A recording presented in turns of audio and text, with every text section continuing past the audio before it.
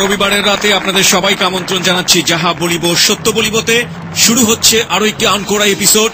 মঞ্চ আলোকিত হয়েছে যাহা বলিব সত্য বলিবর, এবং আজকে সত্যের আসনে বসবেন আরো একজন অতিথি। পুরো টিম হাজির হয়ে গিয়েছি। রয়েছে আপনার সঙ্গে আমি আরজে কিবরিয়া, এবং আরজে কিবরিয়ার সঙ্গে রয়েছে আমার টিম মেম্বার আরজে সুমন এবং সাউন্ড এডিটর মঞ্জু। প্রথমেই আমরা জানতে চাই কে রয়েছে আজকে আমাদের সঙ্গে জীবনের অপ্রিয় সত্যগুলো, ভুলগুলো, অপরাধগুলো নিয়ে। আরজে সুমনের কাছ থেকে। যাহা বলিব সত্য বলিব। আমাদের আজকের অতিথি আক্তার হোসেন। আজ তিনি সবার কাছে নিজের ভুল স্বীকার করবেন, কিন্তু এই মানুষটির মধ্যেও অনেক ভালো দিক রয়েছে। আক্তার হোসেনের সেই দিকগুলোই তুলে ধরছি আপনাদের সামনে। বর্তমানে বয়স 40-এর উপরে। সবসময় মুখে হাসি ধরে রাখার চেষ্টা করেন। সময়ের কাজ সময়ে করতে ভালোবাসেন তিনি। আরেকটা বিষয় লক্ষ্য করার মতো, বয়সে ছোট কিংবা বড় সবাইকে তিনি সম্মান দিয়ে কথা বলেন। সবসময় ঝগড়া বিবাদ থেকে দূরে থাকার চেষ্টা করেন। আক্তার হোসেন খুবই আবেগপ্রবণ মানুষ। বিপদে মানুষের পাশে দাঁড়ানোর চেষ্টা করেন তিনি। ছোটবেলায় পুকুরে গোসল করার সময় এক বন্ধুর পা বাঁশের খোঁচায় কেটে গেলে নিজের পরনের পোশাক খুলে বন্ধুর পা বেঁধে দিয়েছিলেন। এখনো আক্তার হোসেন তার কাছে হাত পাতা কোনো ভিক্ষুককে খালি হাতে ফেরান না। কখনো কখনো ক্ষুধার্ত অসহায় মানুষকে নিজের ঘরে নিয়ে খাওয়ান। এতেই আক্তার হোসেন শান্তি পান। তিনি গান গাইতে ভালোবাসেন। মাঝে মাঝে তিনি ভাবেন, যদি গান গেয়ে আর মানুষের উপকার করে জীবনটা কাটিয়ে দিতে পারতেন। এত ভালো কিছুর পরেও এই মানুষটির জীবনে রয়েছে কিছু ভুল। কি সেই ভুল তা শুনতে ফিরে যাচ্ছি কিবরিয়ার কাছে। যাহা বলিব সত্য বলিব।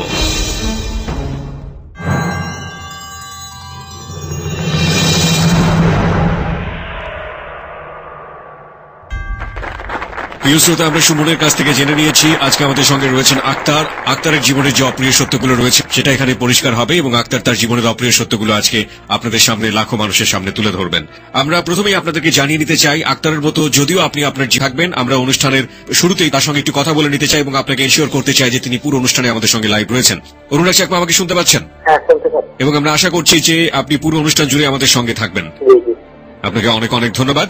প্রিয় শ্রোতা, অনুরাগ চাকমা আজকে আমাদের সঙ্গে রয়েছেন, এবং আমাদের সঙ্গে আজকে সত্যের আসনে রয়েছেন আক্তার, যিনি তার জীবনের অপ্রিয় সত্যগুলো আপনার সামনে তুলে ধরবেন। আমরা তার কাছে চলে যেতে চাই, এবং প্রথমেই যে প্রশ্নটি করি সবসময় যাহা বলিব সত্য বলিবতে, আপনাকেও করছি আক্তার, সেটা হচ্ছে মানুষ ভুল করে, শুদ্ধ অনেক কাজ করে পুরো জীবন জুড়েই, কিন্তু মানুষ তার অপরাধগুলো, ভুলগুলো লোক সমাজে লাখো মানুষের সামনে আনা খুবই কঠিন, এবং এটা আসলে আনার পরে এমন হয় যে চারপাশের মানুষ খারাপ বলতে থাকে, বিরূপ প্রতিক্রিয়ার মুখোমুখি হয়।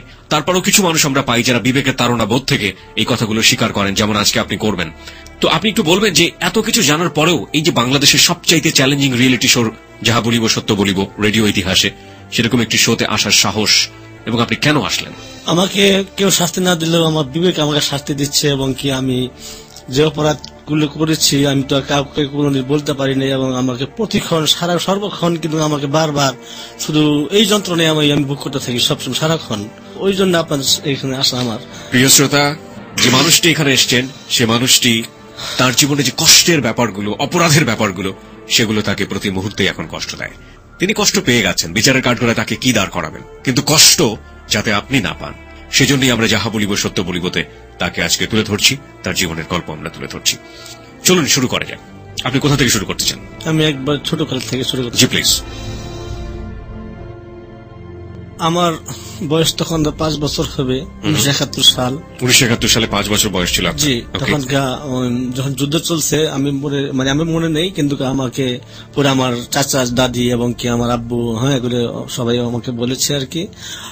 তারপরে যখনকার যুদ্ধ শুরু হয়েছে তখন আমরা বাড়িঘর ছেড়ে দিয়ে আমার বাপ এবং দাদা, চাচা সবাই কিন্তু অন্য এলাকায় চলে যায়, পাহাড় সাইডে চলে যায়। আচ্ছা, চলে যাওয়ার পর তখন একবার শোনা গেল যে দেশ স্বাধীন হয়েছে, তখন কিন্তু আবার তারা বাড়িতে ফিরে আসে, চলে আসে। কোথায় বাড়ি ছিল আপনাদের? আমাদের বাড়ি জামালপুর জেলা, সদর থানা। আচ্ছা আচ্ছা। কিন্তু চলে গেছিল আপনার এই ভাসচরা করে পাহাড় সাইডে ওদিকে। তারপরে আমার মা সেই সময় কিন্তু এসএসসি পাস ছিল এবং খুব পর্দাশীল ছিল। তারপর আমার মা আসার পরে 3 দিন পরে নাকি মায়ের ডায়রিয়া হওয়া। আগের যুগের এক গ্রামে ডায়রিয়া হলে কিন্তু অনেক মানুষ মারা যেত বলে ভয়ে কেউ সেই গ্রামে আসতে চাইতো না। কলেরা, হ্যাঁ কলেরা। তারপর আমার মা যাক মারা গেল, বৃষ্টি ছিল বলে, প্রচুর বৃষ্টি ছিল, মার কথা আমার খেয়াল নেই। তারপর আমার বাবা মুরগি ব্যবসা করতে, আমাদের অনেক সম্পদ ছিল, আমাদের ফ্যামিলিও ছিল, অনেক বড় ফ্যামিলি ছিল, যেমন চাচা সরকারি চাকরি করতো। আমার চাচার ঘরে 2 মেয়ে এবং আমার যে বড় 2 বোন ছিল আমার বাবার ঘরের। তারপরে 4জন মেয়ে হওয়ার পর কিন্তু আমি দুনিয়াতে আসছি। আচ্ছা। আসার পরে আমাকে নিয়ে অনেক আনন্দ উল্লাস করছে আর কি। আমি চাচাকে খুব ভালোবাসতাম, চাচা আমাকে আদর করতো। তারপর আমার বোন ছিল, বড় বোনের তো বিয়ে হয়ে গেছে, কেমনি বিয়ে হচ্ছে যে আমার খেয়াল নেই, কিন্তু আমার যে আমার বড় যেটা পিঠাই পিঠি বোন, সেই দেখতাম আমার বোন স্কুলে যাইতো। আমার যে মা যে মারা গেছে আমি কিন্তু বুঝতাম না, কানতাম না, বুঝতে পারতাম না। তখন আমার আব্বা আবার দ্বিতীয় বিবাহ করে যখন আমার সৎ মাকে ঘরে নিয়ে আসে, তখন সবাই বলে এটি তোর মা। তখন আমি মা করে ডাকি। আমাকে প্রথম অবস্থায় আদর যত্ন করতো, করার পর যখন আমি একটু বড় হলাম, তখন আমার বোন আমাকে হাত ধরে ধরে তখন স্কুলে নিয়ে যায়। আচ্ছা। আমার বোন ক্লাস 3-তে পড়ে, তখন আমি ক্লাস 2-তে পড়ি। ক্লাস 2-তে পড়ি, কিন্তু আমার মা আমাদের 2 ভাই বোনকে কোন সময় পেট ভরে ভাত খাবার দিত না। কারণ আমার বাবা তো আমাকে কোন সময়, আমার বোনকে কোন সময় খোঁজ খবর রাখতো না। সে ব্যবসা বাণিজ্য ছিল এবং রাত্রে আসতো, কোন জিজ্ঞাসাপাতি করতো না। কত মনে আশা জাগে যে আমার বাবার সাথে নিয়ে বসে একসাথে ভাত খাবো, কিন্তু আমার বাবা সেই কাজটা করতো না। না করার পরে এখন সকালবেলা যে স্কুলে যাইতাম, আমার বোন আবার ক্লাস 3-তে পরীক্ষা দিল, ফেল করলো, তখন আমি ক্লাস 3-তে উঠলাম। তখন 2 ভাই বোন একই ক্লাসে। কিন্তু মার কথাই হয়তো বাবা এক কাজ করলো কি, আমাদের 2 ভাই বোনকে 2 সিট বই কিনা না দিয়ে মাত্র দিল 1 সিট বই কিনা। আচ্ছা। যে তোমরা বদলে পড়বা। অথচ অনেক টাকার মালিক, কিন্তু অনেক সম্পদ ছিল, কিন্তু আমাদের সৎ মা আসার পরে চেঞ্জ হয়ে গেল। সকালবেলা যে ভাত দিত, মনে করেন আমরা খাইয়া 2 ভাই বোন স্কুলে যেতাম, যে মাটির বাসন আছে না, মাটির আগের ছিল মাটির বাসন গুলো আর কি, ওইর মধ্যে অল্প দুগা ভাত আর থাল ভরে দিত পানি, প্লেট ভরে পানি দিত। মনে হয়তো যে আমরা যেমন মাছের পোনা বেশি পানি মনে ধরতে পারি না, এটা মনে আমরা খুঁজতে 2 ভাই বোন খাইতাম। পান্তা ভাত দিত। পান্তা ভাত। তখন আমি আমার বোনকে বলতাম যে আমি বুবু ডাকতাম, যে বুবু আব্বাকে বলি। তখন আমার বোনে বলতো যে না, যদি বলো তাহলে মাকে তো তারাই দেবো, এখানেই দেবো, তোর মা ভাবি কোথায়, বলিস না কিছু। বলতাম না, বলার পরে বাস ক্লাস 4-এ উঠলাম। 4-এ ওঠার পরে ওইভাবে অত্যাচার। আমার দাদি ছিল এবং আমার চাচা ছিল, কিন্তু আমাদের নিয়ে আবার ডাক ডেকে খাওয়াইতো, ভাত খাওয়াইতো। এই কারণে আমার মা আমার দাদির সাথে অনেক ঝগড়া বিবাদ করতো যে কেন দাও। তারপরে দাদি আর কিছু বলতো না, এবং বাবাকে দাদি একদিন বলছে যে তোর ছেলে মেয়েদের প্রতি এরকম করে তোর বই। আমার বাবা দাদিকে আরো আমার সামনে ধমক দিচ্ছে যে তুমি কি চাও আমার সংসারটা ভেঙে যাক, এই বউ আমি তারাই দেই। না না, আমি তো সেভাবে বলি না, আমি বলছি যে তোর ছেলে মেয়েকে দেখ। তারপর ক্লাস 4-এ উঠলাম। মাঝে মধ্যে হঠাৎ বাবা রাত্রেবেলা যখন তাড়াতাড়ি বাড়িতে ফিরতো, তখন আমাদের সঙ্গে নিয়ে ভাত খাইতো, তখন পেট ভরে খাইতাম আর কি, তখন মা কিছু বলতে পারতো না। তারপরে স্কুলে যাইতাম, সকালবেলায় পান্তা ভাত খাই, আবার এই 4টা 4:30-এর সময় আসতাম, স্কুল থেকে আসতাম। আসার পরে দেখতাম যে থাল প্লেটের মধ্যে যে 2 ভাত বাইরে রাখছে, তাই আমাদের খাইতে হইতো, আমার 2 ভাই বোনদের। কারণ হলো আর ডরে সাহস করে আমি চাইতে পারতাম ভাত, আর লাগবো আমি খাবো আরো ভাত। এভাবে আমার মা আমাকে আর আমার বোনকে পেট ভরে কখনো খেতে দেয় নাই। আমার বোন তখন বড় হলো, আস্তে আস্তে বড়, দেশ গ্রামেরই তো তাড়াতাড়ি বিয়ে হয়ে যায় আর কি। যখন ক্লাস 5-এ উঠলাম, আমার বোনের তখন বিয়ে হয়ে গেল। বিয়ে হয়ে যাওয়ার পর ক্লাস 5-এ আমাদের সময় তখন ছিল এক স্কুল থেকে আরেক স্কুলে ফাইনাল পরীক্ষা, আরেক স্কুল আরেক ইউনিয়নে হাইটে যাই দিয়ে আসতে হতো আর কি, অনেক দূরের পথ ছিল। প্রতিদিন খুব ভোরে উঠতাম, গোসল করতাম, আমার কেউ যত্ন করতো না। পরীক্ষা কোন টিচার তো ছিল না, প্রাইভেট টিচার। তো আমার এক বন্ধু, একই ক্লাসে পড়তাম, বন্ধুর নাম সুরুজ্জামান। সে আমাকে বললো যে চল আমাদের বাসায় আজকে থাকবো, 2 দিন লেখাপড়া করবো, কালকে সকালে পরীক্ষা দিয়ে আসবো। গেলাম আমাদের বাসায়, গেছি, যাওয়ার পর রাত্রে থাকছি, পর লেখাপড়া করে রাত্রে ঘুমাইছি। সকালবেলা এখন দিয়ে ওকে খাওয়ান দিচ্ছে, দেখি দুধ দিচ্ছে, কলা দিচ্ছে, ডিম দিচ্ছে, মাছ দিচ্ছে। দেখি আমার বড় আফসোস লাগলো যে আমি তো এগুলো কোন খাইতে পারি না। বললাম শুরুতে মা আমাকে অনেক ভাত বেড়ে আমাকে অনেক খাওয়ানোর জন্য বললো, কিন্তু আমি তখন কাঁদলাম যে না খেলা আমি খাবো না। এইভাবে করে আমি চলে আসলাম। তখন আমার মাকে বলতেছি যে মা, সবাই তো ভালো ভালো খাই দিই, আমার পরীক্ষা তো মা, অনেক দূরে যাইতে হবে, মা আমার একটু ভালো খাওয়ান দিতে পারেন না। আমি আপনাকে ডাকতাম, তখন একটা কাল খাই শুনি যা। আমি যখন ক্লাস 3-তে পড়ি, তখন কিন্তু আমার আবার একটা সৎ ভাই দুনিয়াতে আসে। এই সৎ ভাই হওয়ার পর থেকে আমাদের উপর যন্ত্রণাটা বেশি বাড়াই দিচ্ছে। তারপর ওই বললাম কালকে খাই শুনি যা, কাল দুধ খাই শুনি। তারপরের দিন এখন দেখি যে মা আমার লাগিয়া ওই প্লেটে ভাত দিয়ে আর দুধ ডালে রাখছে আগেই প্লেটের মধ্যে। তখন আমি বললাম, মা দুধ দিচ্ছেন? কল হ, আমি সুন্দরভাবে মজা করে খাবো আর কি, তোর ভাতটি মা খাই। আমি যদি কিসের গন্ধ পাচ্ছি, আমি কিসের গন্ধ হচ্ছে, মা কিসের গন্ধ? কল দুধ জাল দিছি তো এর গন্ধই আর কি, ভালো করে জাল দিছি, খা। তো আমি খাইতে লইছি, খাওয়ানোর পর মুখে দিয়েছি, মুখে দিয়ে আমি পুরোপুরি মনে করে ভিতরে ঢুকতে হবে নেবে, বমি বমি হয়ে গেছে। বমি করার পর আমি মায়ের বললাম, মা তুমি আমাকে কি দিলে? মা দুধ দিলে না অন্য কিছু দিলে? মায়ের বেশি কথা কবি না, বমি করে কি করছস? তখন মায়া আমাকে ওই ঝাড়ু আসলো, ঝাড়ু দ্বারা 2টা বাড়ি দেয়, খাইলাম না কেন।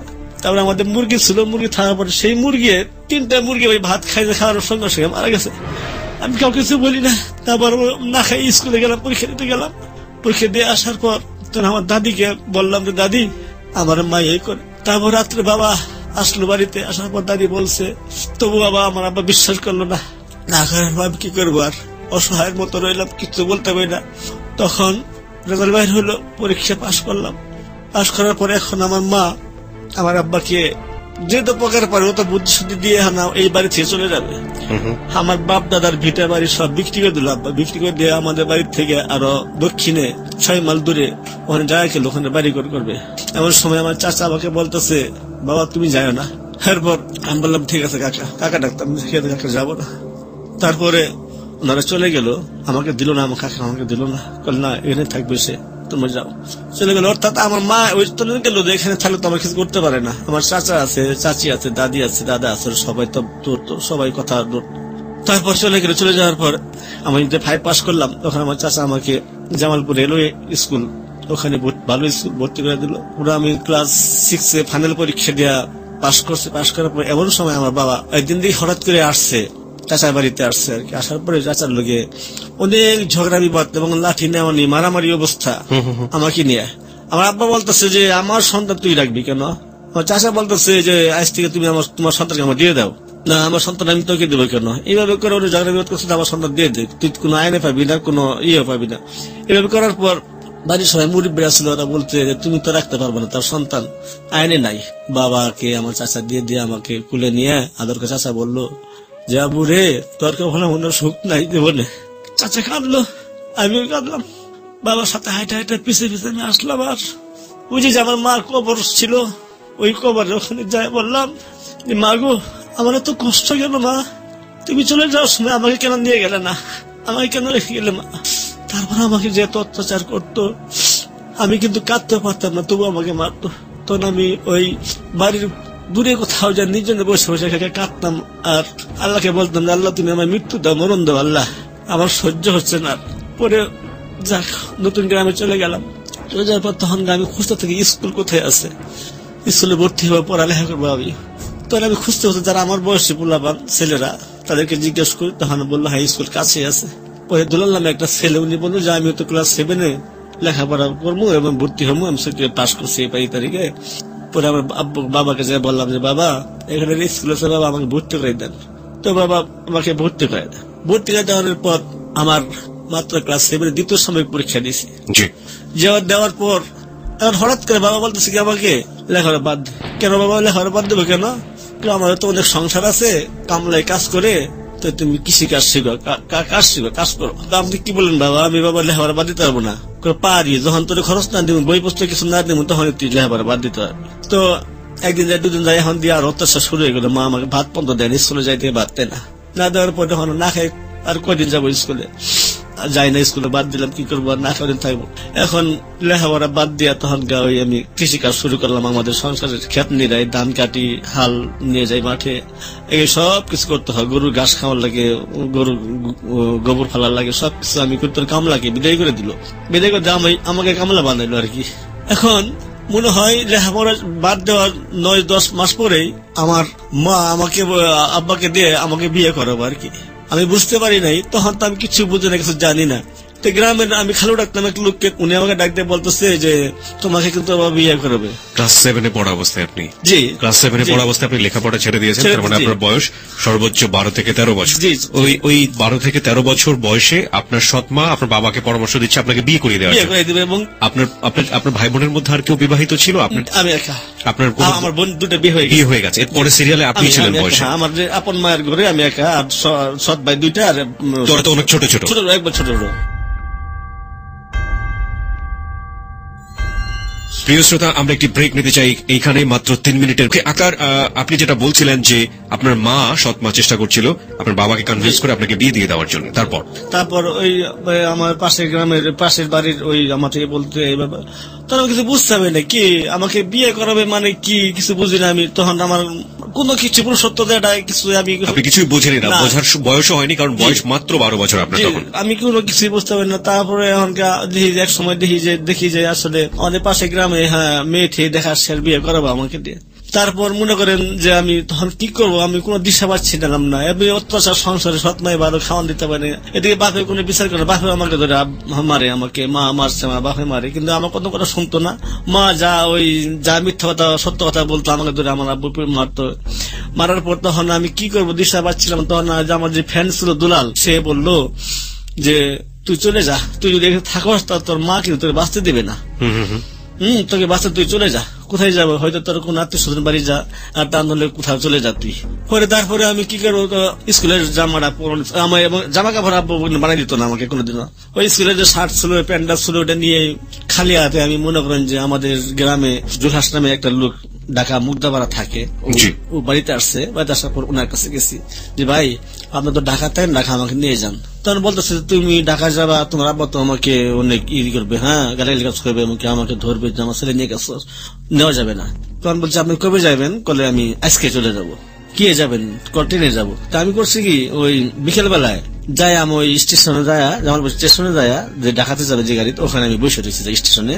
তারপর সেই লোকটা গেছে, জামানোর পরে আমি বলছি যে ভাই আমাকে নিতেই হবে আপনাকে ঢাকা। কলে তুমি যে যাবা, এখন কি করি? আমি পরে বলতেছি যে আপনি না নেন তাহলে মন্দ কোথাও চলে যাবো, কিন্তু এখন পরে তাহলে উঠ, গাড়িতে উঠো। ওই গাড়িতে উঠছে, ওঠার পরে আমি ঢাকাতে গেলাম, ঢাকা মুগদাপাড়া মান্ডা, ওখানে নিয়ে গেলাম। নিয়ে যাওয়ার পর ওই যে তার যে ওয়াইফ আমাকে চিনতো, ওনার ছেলে আসলে একটা, উনি চিনতো। চিনার পরে এখন ওনার ঘরে বাসায় আমাকে রাখে, খাওয়া দাওয়া করে। এবং তখন আমি বলতেছি আমাকে তুমি কি করবা? বললাম আমাকে একটা কাজ দেন, আমি আর ফিরে যাব না। তখন সে আমাকে 2 দিন রাখার পরে একটা রিক্সা নিয়ে দিল আর কি, আর গ্যারেজ থেকে বললো যে এটা চালাই নিয়ে আগে শিখো, স্কুল মাঠ আছে, অনেক মাঠে চালাই শিখো, শিখানোর পরে থেকে বাড়ামোর। তো একদিন আমি শিখলাম, শিখার পরে এখন আমি ওই যে বিশ্ব রোড থেকে, আমার মুগদা বিশ্ব রোড থেকে মতিঝিল খালি আসা যাওয়া করি। আপনি কি ওনার বাসাতেই থাকলেন? হ্যাঁ, ওনার বাসাতে থাকি। তারপরে আমি যখন নিলাম, তখন আমি মনে মনে বললাম হাই রে ভাগ্য আমার, আমি কি রিক্সা লয়ে গেলাম, হাই রে কপাল আমার। মা গো তুমি কই, তোর মাকে স্মরণ করতেছি আমি, আমি রিক্সা লয়ে গেলাম। আমার এতগুলো সম্পদ থাকতে, আমার বিশাল সম্পদ থাকতে, আমার গ্রামের একদম ধনী গৃহস্থ যাকে বলে, সেটা আপনার বাবা ছিল। হ্যাঁ হ্যাঁ, গ্রামের মধ্যে সবাই সে ছিল। তারপর যখন আমি আইলাম, বললাম হাই রে আল্লাহ, তুমি আমাকে রিক্সাওয়ালা বানাইলা। তো এইভাবে 15 টাকা 20 টাকা এভাবে পাই, পাওয়ার পর তাদের খাওয়ানোর টাকা দিতে হবে, থাকা টাকা দিতে হবে। মনে মনে ভাবতেছি যে আমি কি করবো, আমার একটা কিছু করতে হবে। তখন আমি যে স্কুলের ভ্যান গাড়ি আছে, ছেলে মেয়ে আনা নেওয়া করে স্কুলের, তো একজনকে ধরে আমি সেই নিলাম আর কি, সেই ভ্যান গাড়ি নিলাম। মতিঝিল আইডিয়াল স্কুল নাম করা স্কুল, সেই মুগদাবাদ থেকে ছেলে মেয়ে নিয়ে যাই, ওখান থেকে নিয়ে আসি, ছুটি পরে আবার নিয়ে আসি। এসে পরে আমাকে ওখানে বেতন হিসেবে টাকা দেয়, ওই টাকাও আমি সম্পূর্ণ ওদের হাতে তুলে দিই। তুলে দেওয়ার পরে দেখেন সেই লোকে বলে যে টাকা দেও, সেই টাকা তো তোমার হয় না, খাওয়ানো হয় না। তারপরে বললাম যে ভাই আমি আর কোথায় পাবো, আমি তো এই টাকায় পাই। তখন কিন্তু আমি ওই কোনো বিড়ি সিগারেটও খাইতাম না, কোনো কিছু আমার নেশা নাই, কোনো কিছু নাই।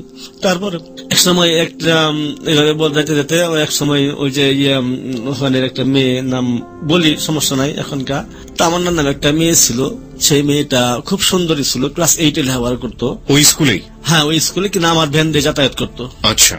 করার পর ওই মেয়েটাকে দেখার পরে 3টা ছেলে মনে করেন একদিন আমাকে, খালি আমি যখন ওদের স্কুল নামাই দিয়া স্কুলে দিয়ে আসতেছি, তখন আমাকে ওই মুগদাবার মুড়ে ধরছে। ধরার পরে যে মেয়েটা তুমি চিনো তো না, তোমার গাড়ি দিয়ে যা। হ্যাঁ, আমার ভ্যান দিয়ে যা। একটা কাগজ লিখে, একটা চিঠির মতো আর কি, চিঠি লিখে কয়েকগুলো তামান রেখে দিবা। তোর বাইক কেন দেবো, যদি না নেয়, যদি আমাকে ভুল বুঝে অথবা ই করে না নেয়, কারণ নিবে, আমি না ভাই নিবো না। তখন বলে যদি না নেস তাহলে আমাকে ভয় দেখালো আর কি, মারবে আমাকে আমাকে। তখন আমি নিলাম, নেওয়ার পরে তখন পরের দিন সকালে ওনাকে আগে তুললাম গাড়িতে। ওকে। হ্যাঁ, তোলার পরে তখন বললাম যে তেমন না, আমাকে ভাইয়া ডাকতো, খুব আদর করতো আমাকে, ওনারা যা টিফিন নিত খাওয়ান আমাকে খাওয়াইতো। তারপরে আমি বললাম তেমন না, তোমার যেটা একজন চিঠি দিছে। ভাইয়া চিঠি দিছে, কে চিঠি দিছে? আমি ওই 3টা ছেলে, আমি দেখি নাই, এমন চিঠি না, আজকে প্রথম দেখা, কালকে প্রথম দিছি। ভাইয়া আপনি খুব ভালো, আপনি নিলেন কেন? পরে বললাম তেমন না বোন দেখো, আমি যদি চাই না, আমাকে ভয় দেখাইছে, নাহলে আমাকে ওরা মারতো। পরে বলে ফেলে দেন, ছিঁড়ে ফেলে দেন। তখন সে নিল না, আমি ছিলাম না, সেটা পরে আমি পকেটে ঢাকিয়ে দিলাম। তো এইভাবে 2 দিন পর আবার আমাকে ধরছে। তারপর বলতেছে যে কি খবর, চিঠি দিছস? তখন আমি ভয়ে বলতে পারি দিছি কি না দিছি, যদি বলে দিছি তাহলে যাবো ওকে জিজ্ঞেস করে। তো এই ভয়ে আমি কিছু বলতে না পারবো, তো আমাকে একটা থাপ্পড় মারছে গালের মধ্যে, ঠাস করে থাপ্পড় মারার পরে বলছে বলসা কথা, বলসা বল দিছস কিনা চিঠি? আমি না ভাইয়া দিতে পারি নাই। কেন দাস নাই? সে দেয় নাই। তারপরে যা তোকে দেখিচ্ছ হবে না, তো আজকে বিকেলে একটু দেখা করিস। 3 জনে। তারপরে এদের বয়সটা কেমন ছিল? বয়সটা আমার সে বড় ছিল আর কি, ওনারা আপনার চেয়ে বয়সে বড় ছিল। এবং ওদেরকে দেখে কি মনে হতো যে ওরা স্কুলে পড়াশোনা করে? না না না, বখাটে ছেলে। তারপরে দেখা যায় সুদা তাদের হিউন খেলে, গজা খেলে যেমন। এক্স্যাক্টলি। ওকে। তারপর ওই বললো যে মান্ডাবি যখন সন্ধ্যার সময় দেখা করি, তোর সাথে কথা আছে। তারপর আমি ওই গেলাম, যাওয়ার পরে ওখানে গেলাম, দেখা করলাম, সালাম দিলাম, বলে চল এখানে যাই। কোথায় যাবো? বলে মানিকনগর যাবো। তো আমাকে নিয়ে গেল, নিয়ে যাওয়ার পর কেন যাচ্ছেন কি যাচ্ছেন সেজন্য কিছু জিজ্ঞেস করেন, খালি চল একটু যাবো। হ্যাঁ, আচ্ছা।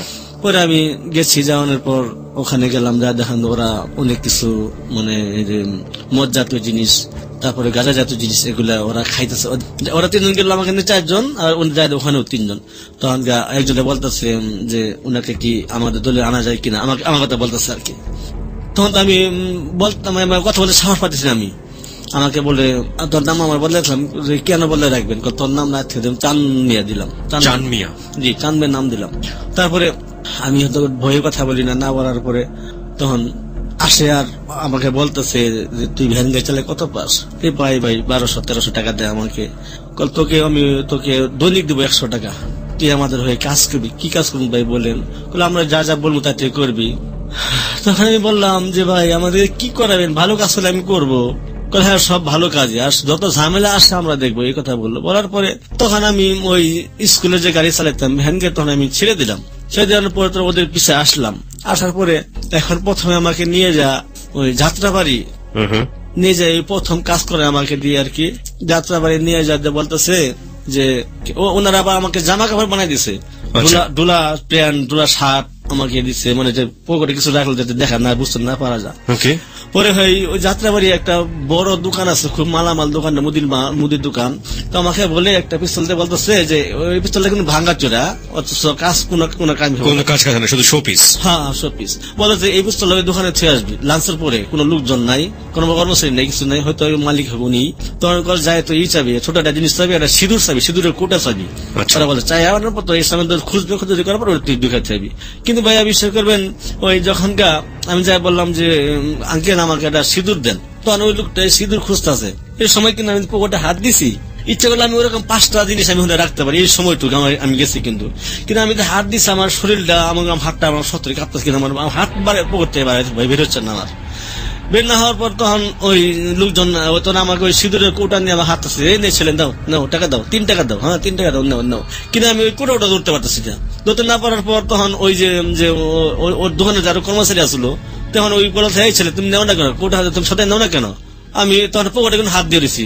হাত দেওয়ার পর ওই এক সময় আমার হাত সহ টান মারে আর কি, টাকা নাই, তখন টান মারার পর ওই জিনিসটা বাহির হয়ে যায়, পিস্তলটা বের হয়ে যায়। বের হয়ে যাওয়ার পর তখন তো লোকজন অনেক কোথায় পেলে বলো কি বলে, কিন্তু ওরা 3-4 জন কিন্তু রাস্তার উপরে দাঁড়ায় দেখছে, সব দেখতেছে। কিন্তু পরে অনেক লোকজন জমানোর পরে আমাকে বলতেছে, বলো কে দিছে, কোথায় পাইছো, কি বলছো। তবুও কিন্তু হেরা কিন্তু আমাকে বলতেছে, আমি কিন্তু টাকায় রয়েছি, কিন্তু না করতেছে নাম বলার জন্য, ইশারা দিচ্ছে, হ্যাঁ চুপচাপ থাক।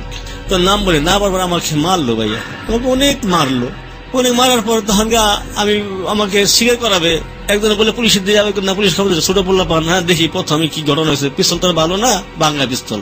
পরে সবাই বললো, বলার পর কোথায় পাইছো? আমি বললাম যে আমি তো রাস্তায় কুড়াই পাইছি। রাস্তায় কুড়াই পাইছি পিস্তল, তুমি কেন নিছো? যে আমি জানি না, এই কথা বলে যে আমি জানি না। তখন ওনারা আমাকে রিক্সা দেয়া যেখানে বাসার কথা বললাম, ওনারা বাসাতে দিয়ে আসলো। চলে আসার পরে এখন দেখি ওনাদের খোঁজখবর পাই না। তারপর রাত্রে আবার আমাকে আমার বাসায় গেছে, যে বাসায় থাকি আমি, তখন আমার ডাক্তারছে চান করে ডাক্তারছে বাইরে বাইরে পরে কি অবস্থা।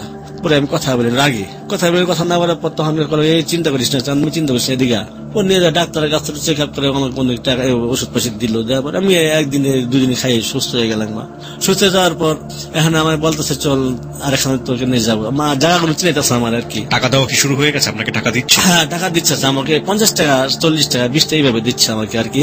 এবং আপনি তো বুঝে গেছেন যে ওরা আপনাকে খারাপ কাজ করাবে। হ্যাঁ, খারাপ কাজ করাবে, কিন্তু আমি কি করবো, আমার উপায় না, আমার তো আপন কেউ নাই ওই শহরে, এবং ওখানে তো আমার আপন কেউ নেই। এখন যদি আমি মায়ের ভয়ে এবং আমি বাড়িতে যেতে পারছি না। তারপরে কিন্তু আমি ওই হঠাৎ মাঝে মাঝে বাড়িতে যাইতাম, 3-4 বাড়িতে গেছি আমার মার জন্য শাড়ি কাপড় চোপড় লইয়া সব বাবার জন্য সবকিছু নিয়ে আমি কিন্তু যাইতাম। তবু কিন্তু আমাকে তারা কোনোদিন আদার কথা বসতে বলতো না, থাকতে বলতো না আমাকে। মানে মনে হচ্ছে যে আমি আইসা পড়তে ওদের আরো খুব ভালো হয়েছে আর কি ভেবে। একদিনকে আমি বাড়িতে গেছি, মানে 4বার যখন বাড়িতে গেলাম, যাওয়ার পরে মান লাগে অনেক আমি সদাবাদি করে নিয়ে গেছি। নিয়ে যাওয়ার পর একদিন ওই ঘুরতে ঘুরতে আমাকে টাকা ফুরিয়ে গেছে, শেষ হয়ে গেছে। তো আমি আসবো, এখন আমাদের কাঁঠাল গাছ ছিল, তো কাঁঠাল বাগান ছিল, তখন কাঁঠালের দিন ছিল। তখন আমি ওই 3টে কাঁঠাল পারছি, আমাদের বাজার বিক্রি করে আমি গাড়ি ভাড়া দিয়ে ঢাকা চলে আসবো। 3টে কাঁঠাল পারছি, বাজারে নিবো, এই সময় আমার মা আমাকে নিতে দিল না। মা থেকে আজকে রেখে দিয়ে বলতেছে যে এইখানে তোর কোনো অধিকার নাই, তুই কোনোদিন আসবি না। কে মা আমি আসবো না, অধিকার নাই মানে আমি আসবো না মানে তোর বাবার কাছে সম্পত্তি লয়ে নিছি। তখন আমি বিশ্বাস করি না করার পরে আমি পাশের মানুষকে জিজ্ঞেস করি যে কি গো চাচা, কি গো খালু, হ্যাঁ বাবা বলে সম্পত্তি লিখে দিচ্ছে। হ্যাঁ, তোমার নামে কিচ্ছু দেয় নাকি? কান্দা কান্দা আমি আল্লাহকে বলছি, আল্লাহ তুমি বিচার করি। কথা করার পরে ঢাকাতে চলে আসি। চলে আসার পর যখন বলতাছি, মনে ভাবতাছি যে আমি যে কাজ করি ওদের সাথে আমি সেই কাজই করবো। টাকা কোথায়, টাকা দেখবো আমি। প্রিয় শ্রোতা, আমরা ব্যাকগ্রাউন্ডে রয়েছি। একজন মানুষ অপরাধী হন, একজন মানুষ ভুল করেন সমাজে। প্রত্যেকটা মানুষই বিবেকবান মানুষ হয়ে দুনিয়াতে জন্মগ্রহণ করে, কিন্তু পরিস্থিতি তাকে বাধ্য করে ভুল এবং অপরাধের দিকে যেতে। যাহা বলিব সত্য বলিব এমন একটি অনুষ্ঠান, এমন একটি মঞ্চ তৈরি করেছে যেখানে লাখো মানুষ এসে তার জীবনের ভুল এবং অপরাধগুলো বলেন। এই প্রত্যেকটি মানুষের ব্যাকগ্রাউন্ডেই আমরা থাকি ভুল এবং অপরাধের কারণ জানার জন্য। আমরা আজ পর্যন্ত এতগুলো পর্ব করেছি, একটা পর্বও পাইনি যে কোনো মানুষ ইচ্ছে করে নিজের মনের খুশিতে একজন অপরাধী হয়েছে, পরিস্থিতি তাকে বাধ্য করেছে। আমরা যেই প্যারাডাইমটা এখন পর্যন্ত দেখলাম আক্তারের জীবনে, সে ছোটবেলা থেকে শুরু করে এখন পর্যন্ত, যখন সে বুঝেই নিল দুনিয়াতে তার যাওয়ার আর কোনো জায়গা নেই, তাকে বেঁচে থাকতে হলে এভাবে বেঁচে থাকতে হবে। যখন তার প্রতি কোনো মায়া দয়া নেই পৃথিবীতে কারো, সুতরাং সেখানে অন্য কারো প্রতি মায়া দয়া করতে যাবে। এই প্রসঙ্গ থেকেই সে ধীরে ধীরে জড়িয়ে যাচ্ছে কোন একটা অন্ধকার জগতের দিকে।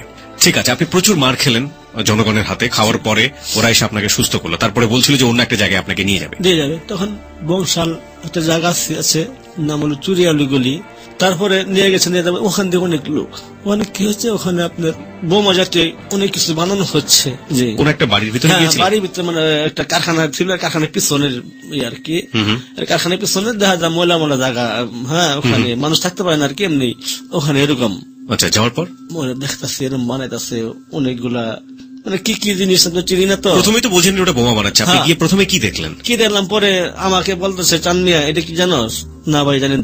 এটা মারস, এটা ফুটে ফুটে যাবে, কিন্তু ফুটে যায় মানুষ নিহত হইতে, মানুষ মারা যেতেও পারে। বলার পরে পারবি না। আমি বললাম যে ভাই আমার তো ভয় লাগে। বলে বেটা জীবনে যদি প্রতিষ্ঠিত হতে চাস এবং টাকা পয়সা আসলে এই কাজ করলে কিন্তু টাকা পয়সা পাবি। তারপর মনে করেন আমি রাজি হইলাম, একসময় রাজি হইলাম যে ভাইয়া হ্যাঁ আমি পারবো। আর যা তোর সাহস আগে বাড়াইলি আরো। ওই কথা বলার পরে তোকে দিয়ে একটা কাজ করাম। কি কাজ করাবেন? বলে তোরে দিয়ে একটা টাকা নাম ঠেক দিয়ে টাকা আনবি, প্রথম কাজ তোরে এইটা। তো ওই তো সাইদাবাদ বাস স্ট্যান্ডের ওপাশে একটা গলি আছে, ওই যে রাস্তার পূর্ব ধারে, ওখানে আমাকে সন্ধ্যার একটু পর পরই আর কি নিয়ে যাওয়ার পরে ওখানে লোকজন কম যা, একটা ভদ্র মহিলা বুরকা পরনে কিন্তু আসার পরে বলতেছে যাওয়ার কাছে যা থাকে তাই নিয়ে যাবি। যে কিভাবে নিয়ে আইমু? কলে একটা পিস্তল দিল, কলে এটা ফুটাবি না, বলতে কি চাপ দিবি না, দেখা দিল আমাকে চাপ দিবি না, ধরবি দিয়ে দেবো টাকা। আর যদি লোকজন আসে, লোকজন আমরা আছি। এরপরে তখন আমি ওই ভদ্র মহিলাটাকে, ওই যে আমার জীবনের প্রথম পিস্তল ধরা, ওই ভদ্র মহিলাটাকে তখন আমি ধরছি। কোথায় ধরছেন? মাথায়? মাথায় নাই, গলা এখানে ধরছি। ওকে, এখানে ধরছি।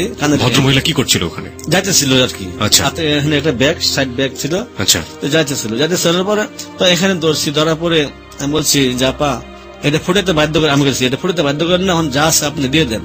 যে বোরখা ছিল তো ওটা খুলছে, খোলার পরে আমি তোমার আপা হতে পারি না, আমি তোমার আন্টি হতে পারি। আমার হাত কিন্তু কাঁপতেছিল, কিন্তু সত্য সত্য বলে তোমার তোর হাত কাঁপতেছে, হ্যাঁ তোমার হাত কাঁপতেছে, এই ছেলে তুমি এই কাজ করে কবে থেকে? আমি কথা বলি না, এইভাবে কথা বলছো আপনার সাথে? জি জি জি, এই ছেলে তুমি এই কাজ করে কবে থেকে? তুমি মনে হয় কাজ করো না, তুমি বুঝি এই প্রথম আমাকে বলো তো প্রথম। তখন আমি যদি কেমন কেঁদে ফেললাম, ওই যে আমার ছোটকালের কথা মনে হয়, আমি কেঁদে ফেললাম যে আমি কি সন্ত্রাস হয়ে যাইতেছি। তারপর আমার হাত কাছে বলতেছে যে তোমার আর গুলি ফুটিতে হবে না, ধর তুমি টাকা নাও। ওখানে 560 টাকা দিল আমারে, এটা 500 টাকার নোট আর 10 টাকার নোট দেওয়ার পরে কি যাও চলে যাও, পারলে তুমি এই রাস্তা থেকে সরে আসো। তারপর তো প্রিয় শ্রোতা, আমরা এই জায়গায় আরেকটা বিরতি নিতে চাই। বিরতির ঘন্টা বেজে গেছে। কোন একটা নাটকের দৃশ্য চোখের সামনে ভাসছে, যেখানে আসাদুজ্জামান নূর অভিনয় করেছিলেন, সম্ভবত হুমায়ুন আহমেদের লেখা ছিল। নাটকটার একটা দৃশ্য ছিল এরকম যে পকেট মার যিনি, তিনি পকেটের পেছন থেকে মানিব্যাগ তুলে নিয়েছেন, ওয়ালেট তুলে নিয়েছেন এবং নেবার পরে তিনি সামনের দিকে হাঁটছেন। একটু পর আসাদুল নূর তার পেছনে গিয়ে বলছে, ভাই পকেটটা মেরে দিলেন। মানে বুঝতে পেরেছে কিন্তু কিছু বলেনি। সমাজে এরকম অসংখ্য মানুষ আছে যারা সাইমultaneously হঠাৎ করে একটা মানুষকে দেখলেই বুঝতে পারেন তার পেছনে নিশ্চয়ই কোনো না কোনো ঘটনা আছে। যারা ভুল করেন, দুর্ধর্ষ অপরাধী, তাদের পেছনে নিশ্চয়ই কোনো না কোনো ব্যাকগ্রাউন্ড থাকে এই জায়গাটায় আসার জন্য। কেউ ইচ্ছা করে এখানে আসে না, কেউ বাধ্য না হলে এরকম অন্ধকার জগতের দিকে পা বাড়ায় না। আজকের এই অন্ধকার জগৎ ধীরে ধীরে উন্মোচিত হবে এবং তার ফলাফল কি, রেজাল্ট কি, কতটা ভয়াবহ সেটাও উন্মোচিত হবে। তবে ছোট্ট একটা বিরতির পর আমরা একটা সংবাদের বিরতি নিচ্ছি। ঠিক 12:06 আমরা ফিরে আসবো যাহা বলিব সত্য বলিবতে। আপনারা শুনছেন এবিসি রেডিও FM 89.2। আরজি কিপ্টিয়া রয়েছে আপনার সঙ্গে এবং সঙ্গে রয়েছে আমার টিম, আরজি সুমন ও সাউন্ড এডিটর মঞ্জু। SMS পোলের রেজাল্ট আমরা জানিয়ে দিতে চাই। চলুন কম্পিউটারের কাছ থেকে আমরা জেনে নিই SMS পোলের result. Yes, 97%. No, 2%. No comments, 1%. Computer বলছে 97% ইয়েস, 1% বলছে নো কমেন্টস এবং 2% বলছে নো। প্রিয় শ্রোতা, অসম্ভব বিশ্বাসযোগ্যতার একটা লেভেলে রয়েছে আজকের এই গল্পটি এবং আমরা আশা করি শেষ পর্যন্ত বিশ্বাসযোগ্যতার এই লেভেলটি বজায় থাকবে। আমরা এক্ষুনি ফিরে আসছি সংবাদের পরপর ঠিক 12:06। আশা করছি আমাদের সাথেই থাকবেন। আর এই মুহূর্তে যদি আপনি আমাদের এই অতিথিকে দেখতে চান, চলে আসতে পারেন আমাদের ফেসবুকে। আমাদের ফেসবুকের ঠিকানা facebook.com/abcradio.fm 89.2। যদি আসতে চান সেক্ষেত্রে নিয়মটি হচ্ছে, প্রথমে লিখবেন ABC স্পেস JBSB স্পেস আপনার নাম, এরপর পাঠিয়ে দেবেন 2221 নম্বরে। আক্তার, আমরা যে জায়গাটাতে ছিলাম, যে ভদ্রমহিলা আপনাকে টাকাগুলো দিয়ে দিল, তারপর আপনি কি করলেন? তারপর টাকাগুলো দিয়ে দিল, তখন আমি ওই পিস্তলটা পকেটে ভিতরে ভইরা তখন টাকা নিয়ে আমি আসলাম। তখন বললো, তোর মায়ে তোর কি বললো, টাকা দেয় নাই? হ্যাঁ ভাই দিচ্ছে। কত টাকা দিচ্ছে? তা আমি দেখাইলাম। দেখানোর পরে তুই 60 টাকা নে, ওই খুচরো টাকা 60 টাকা নে আর 500 টাকা আমাদের দে, এর তো তুই সাকসেসফুল হবি। বলো প্রথম কাজ কর, তুই সাকসেস। এই কথা বলার পরে তখন আমি আসলাম। যে পিস্তলটা আপনাকে দিয়েছিল ওর ভিতরে কি গুলি ছিল? গুলি ছিল হয়তো, আমি কিন্তু ফুটাই নাই। আপনি জানেন না পিস্তলের ভিতরে কি আছে? ওকে। তারপরে ওই যে আমি ওই যে বাসায় থাকতাম, খাওয়া দাওয়া করতাম, তারপর ওনারা এক সময় আমার এই দেখে আমার সেই বাসা থেকে তারাই দেয়। ওরা বুঝতে পারলো কিভাবে যে আপনি অপরাধ জগতের সাথে জড়িয়ে গেছেন? বুঝলো, ওই ওদের সাথে সবসময় ঘোরাফেরা করি, চলাফেরা করি। আর রিক্সা চালানো ছাড়ে দিয়েছেন, টাকা কোথায় পান আপনি? রাইট, হ্যাঁ। ওকে। তারপর তখন আমি বললাম যে ভাইয়া, ওরা তো আমার বাসা থেকে তারাই দিচ্ছে, কোথায় থাকবো? তখন ওনারা একটা রুম লয়ে দিল, এক বাসার ভিতরে, ফ্যামিলি বাসার ভিতরে ছোট্ট একটা রুম লয়ে দিল। লয়ে দেওয়ার পর ওখানে থাকি। তখন এক বাসায়, অন্য এক বাসায় আর কি, ওদের মানে আমাদের বাসায় যে বাসায় আমার নিয়ে দিল, এক মহিলা বাসায় আমি খাওয়া দাওয়া করি আর ওদের সাথে ঘোরাফেরা করি। তো ওই মহিলা দুটো মেয়ে ছিল, খুব সুন্দর দেখতে। আমি কি ওদের সাথে কাজ করলেও টাকা দেয়, না দিলেও আমাকে টাকা দেয়, কিন্তু 50 টাকা 60 টাকা 100 টাকা প্রতিদিন আমাকে চলার জন্য আমাকে টাকা দেয়। একদিন রাত্রে তখন 8টা পরে আর কি, ওনারা আমাকে বলতেছে একটা জন্মদিনের যে উপহার দেয়া, যে বক্স গুলা করে সুন্দর করে এই দেয়া, কাগজ করে দেয়া, ওগুলো দেয়া বক্স করে আমার হাতে দিয়ে বলতেছে যে রিক্সা দেয়া অথবা সিএনজি দিয়ে তুই যাবি, ফকিরাপুর যাবি। আচ্ছা, যা এই বক্সটা দিয়ে ওই অমুক হোটেলের সামনে দেখবি লোক দাঁড়ায় হয়েছে, 2জন লোক, তোকে দেখলে এরা চিনতে পারবে, এটা দিয়ে আসবি। যা তোর আমি টাকা দেবো, তোকে টাকা দেবো আজকে 200, তোরে যা আনন্দ খুশি হয়ে তোকে টাকা দেবো 200। তা আমি তো মনে করছি যে জন্মদিনের হয়তো কোনো উপহার হবে। এই সময় ওই সাদা পোশাকধারী ডিবি নাকি মাইক্রো বাইক দিয়ে থামছে, থামার পর আমাকে ফলো করছে। ফলো করে আমার ডাকছে, এই ছেলে, এই এদিকে আসো। তা আমি হাতে এটা জন্মদিনের উপহার মনে করছি আমি, যে এটাই বুঝি হবে। আমি তো জানি না যে এর ভিতরে কি আছে না আছে, এবং কি আমাকে বলছে খুলিস না। ওকে, তারপর এখন আমাকে ডাক দেওয়ার পর আমি গেলাম, সালাম দিলাম যে এটার ভিতরে কি। আমি বললাম যে এটার ভিতরে কোনো একটা উপহার। কোথায় যাচ্ছ? আমি তো বলতে পারছি যে বিয়ে খেতে যাবো, বিয়ে রাতে যাবো, কারণ আমার লোকের কোনো কেউ নাই। পরে ওরা সন্দেহ করার পর তখন ওনার আরেকজনের হুকুম দেয় এটা আস্তে আস্তে খুলো, ছিল না দেন, কারণ মোবাইল খুলবা যাতে উপহার খালে তো আবার যাতে মারি দেওয়া যায় আর কি। রাইট। পরে ওই আস্তে আস্তে খোলার পরে দেখে দুটা পিস্তল, ওর ভিতরে দুটো পিস্তল। জি, দুটা পিস্তল। তারপর ওখানে আমার দুজনে দুইটা থাপ্পড় মারছে, মারার পরে গাড়িতে উঠাইছে আমাকে। গাড়িতে উঠানোর পর তখন ওনারা কিন্তু খবর পাই গেছে যে আক্তার ধরা পড়ছে, আক্তার ধরে নিয়ে গেছে। তখন থানা ঢুকাই নেই আর কি, বাহিরেই কে জানি ফোন দিছে, ফোন করেছে। করার পর কোন দলের লোক আসলাম বলতে পারবো না, ওনারা ওই দলের থেকে একজন আইছিল আর দুইটা গাড়ি দেয়া। আসার পরে তখন বললো ওই ডিবি যে অফিসার যে আমার লোক, সে আমার অফিসে কাজ করে। কে বলছে এটা যে আপনাকে ছাড়িয়ে নিচ্ছে? সে কে? সে ওই হয়তো মানে রাজনৈতিক দলের কোনো একজন, কেউ না, মানে বড় একজন আর কি, যাদের সাথে আপনাদের এই ছেলেগুলোর যোগাযোগ আছে। জি ওকে, সেই এসছে আপনাকে ছাড়িয়ে নিতে। জি সে আছে, এবং ওই তার সাথে আপনার আগে কোনো কথাবার্তা কিছু হয় নাই, এবং ওই দলের একজন আইছে, আমার দলের একজন আইছে, আর ওনার আছে দুইজন। আচ্ছা, খুব তার পিছিয়ে কিন্তু ওই নেতা যে আসছে তার পিছিয়ে কিন্তু অনেক মানুষ। ওকে, পরে ডিবেটে বলতেছে, ধমক দিয়েছে, ওই নেতা ধমক দিচ্ছে যে ওনাকে দেখছেন কোনদিন? বললেন না স্যার, দেখিনি তো। আর হ্যাঁ, প্রথম দেখিনি। এই প্রথম হচ্ছে, এই প্রথম। ওরা কেমনি করে কি আমাকে গাড়িতে নামায় ওদের হুন্ডা দিয়ে আমাকে ওই আগের জায়গায় দিয়ে আসলো আর কি। ওদের হুন্ডা দিয়ে? হ্যাঁ, ওদের হুন্ডা দিয়ে আসলো। তো দিয়ে আসার পর তখন আমার মনে ভয় হইতেছে যে আমি কি করতেছি, আমি যে কোনো মুহূর্তে মারা যেতে পারি। মনে মনে আমি মানে নিজেকে বড় ঘৃণা করতেছি যে আমি কি করতেছি। আল্লাহ, হ্যাঁ, আমাকে তুমি এই পথ থেকে বাঁচাও, আমাকে তুমি এই পথ থেকে বাঁচাও। তারপর ওই যে বাসায় খাওয়া দাওয়া করি, সে বাসার দুটো মেয়ে, একটা ছোট একটা বড়, আমার সে ছোট বয়সে ছোট হয়, 2-3 বছর ছোট হবে। তারা কিন্তু আমার সাথে খুব ভালো, ভাইয়া গোটায় খুব ভালো সম্পর্ক, খুব সুন্দরী ছিল। ওনাকে নিয়ে ঘুরতে যাইতাম, মেয়েদেরকে নিয়ে আপনি ঘুরতে যেতাম, এবং ওনার আব্বা আম্মু ফ্রি ছিল, কেউ কিছু বলে নাই, এবং ওনারা ভাইয়া ভাই ডাকতো আমাকে। বয়স কিরকম ছিল মেয়েদের? আমার সে মনে করেন যে বয়সে কম, 1 বছর কম হবে হয়তো। আচ্ছা, এইভাবে থাকার পরে তখন আমি তো পুরো যুবক আর কি আমি। তারপরে আমি ওই আস্তে আস্তে কিন্তু উনাকে আমার ভালো লাগে, এবং কি ভালোবাসতে ইচ্ছা করতেছে, কিন্তু আমি বলতে সাহস পাচ্ছি না। কোনটা? কাকে? বড়টাকে, বড় মেয়েটাকে। বড় মেয়েটার নাম কি ছিল? তো সে শুনবে, আমি বলতে নাম, বড় মেয়ের নামটা আপনি বলতে চাচ্ছেন না? ঠিক আছে, কোনো সমস্যা নেই, বলুন। তারপর তার ব্যক্তিগত সমস্যা হতে পারে। তারপর ওই বলতে পারতাম না, এবং সেও কি বলবে না, কিন্তু সেও কিন্তু আমার সঙ্গে একদম ফ্রি ছিল। সময় কিন্তু ও একাই যেত আমার সাথে ঘুরতে। আচ্ছা, তখন আমি ওদের ছেড়ে দিয়ে আবার আমি স্কুলের ভ্যান গাড়ি নিলাম। মানে আপনি সন্ত্রাসী কার্যক্রম ছেড়ে দিলেন? হ্যাঁ, ছেড়ে দিয়ে আমি স্কুলে ভ্যান গাড়ি দেওয়ার পরে তখন মানে ছাড়ছি, এই কারণে ওরা ছাড়ছে আমাকে। আমি আবার ওই মুগদা ভ্যানকুলি থেকে একটা ওই তখন ভাইরাস ভাইয়া, তখন সবে মাত্র র্যাব আর কি, বাংলাদেশে র্যাব শুরু মাত্র শুরু। হ্যাঁ, ওই রেপের একটা ছেলে আমি স্কুলে আনা নেওয়া করতাম।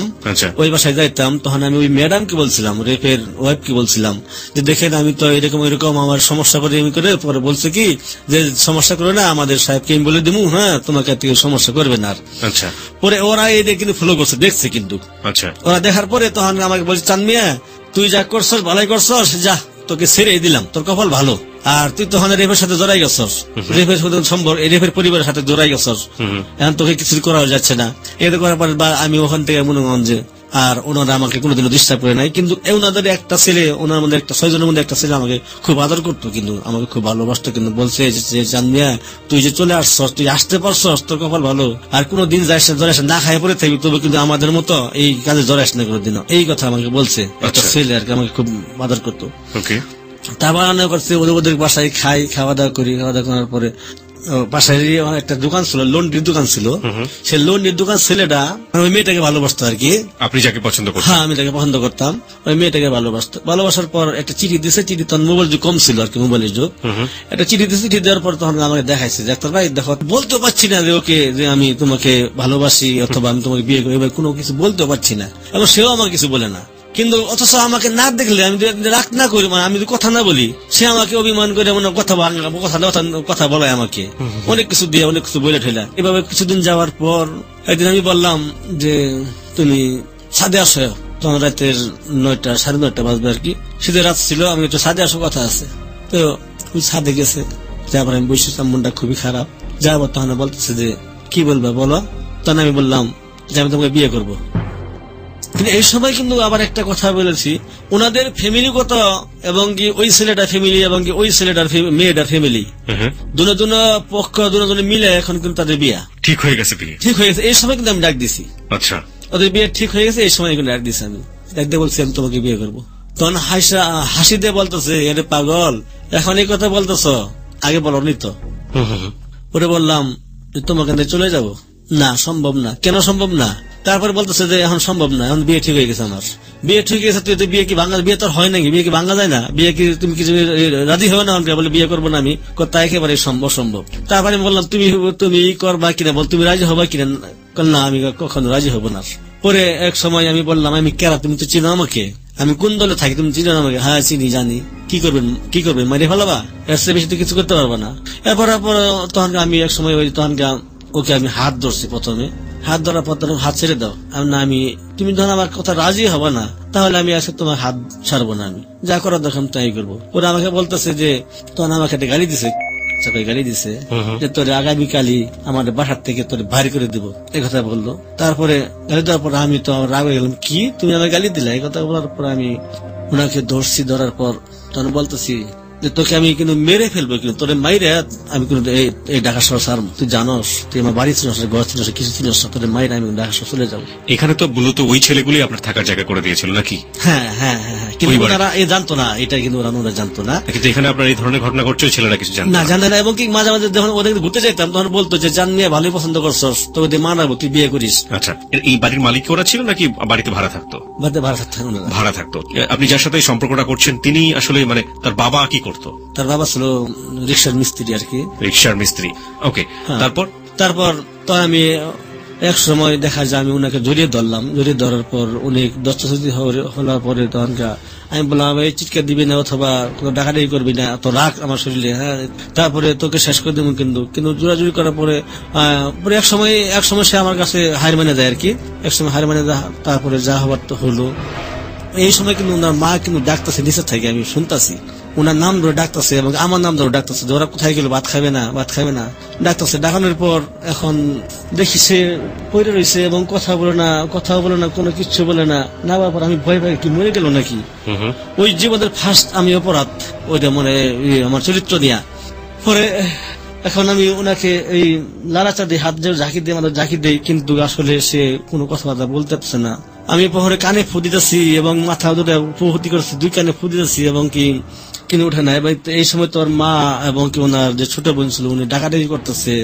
আমি ভয় পাইতেছি যে এখন যদি কালে পরে এক সময় আমি দুই হাত ধরে টাইনা উমরি উঠাইছি, উঠাই পরে গার ছেড়ে দিছে একবারে। তখন এক সময় হুশে আসলো আর কি। আসার পরে আমি কইছি যে চলে যাও বাসায়, আমার ডাক্তার চলে যাও, কাউকে কিন্তু কিছু বলবো না। কিন্তু আসলে কিছু বলে না, বাসায় চলে যাবো। তোমার মায়ের বলতো আমি শুনতেছি সাথে থেকে, কোথায় গেছিল ডাকাডাকি করতে, কোথায় গেছিল, কি সময় আতার কই কলম, উনি তো বাইরে গেছে কোন সময়। হ্যাঁ ওনারা খুঁজলাম, ওই দোকানে গেছিলাম, খুঁজলাম, পাইলাম না। তারপরে আমার ওই কাজটা করার পর আমি এমন হয়ে গেলাম যে আমি কি করলাম, আমি এত খারাপ হয়ে গেলাম। তখন আমি নিজে কোনো রাখতে পারতেছি না। পরে ওনাকে মেয়েটাকে বলতেছি যে তোমার সাথে আরেকবার কথা আছে, মানে ওনার সাথে আমি ক্ষমা চাই নিব আর কি। মনে করছে না রাখে কি, সে আমার সুযোগ দিচ্ছে না, সে আমার সময় মানে ভয় পাচ্ছে যে আবার যদি কোনো কিছু করি। তারপর ওই ছেলের সাথে বিয়ে হয়ে যায়। কিন্তু বিয়েতে কিন্তু আমি কিন্তু সমস্ত কিছু করলাম, আয়োজন মধ্যে যা আছে, চেয়ার টেবিল সাজানো, গেট সাজানো, কিছু আছে, আমি কিন্তু সবকিছু করলাম। করার পরে দুটো পক্ষে আসছে, তো দুটো পক্ষে ওই পক্ষে এবং বাড়িওয়ালা, ওখানে বাড়িওয়ালা আছে আর মোটামুটি মধ্যবিত্ত লোকজন আসছে। আসার পরে সবকিছু রেডি করে দিয়া উনি যখন বিয়ে আসর বসেছে, গয়না পিনতেছে, শাড়ি পিনছে, খুব সুন্দর লাগতেছে, এত সুন্দর লাগতেছে। লাগার পরে আমি বলতেছি যে আমি কিছু পাইনি জীবনে, বিয়েটা আমার কাছে হয়তো আমি খুব সুখী হইতাম মনে।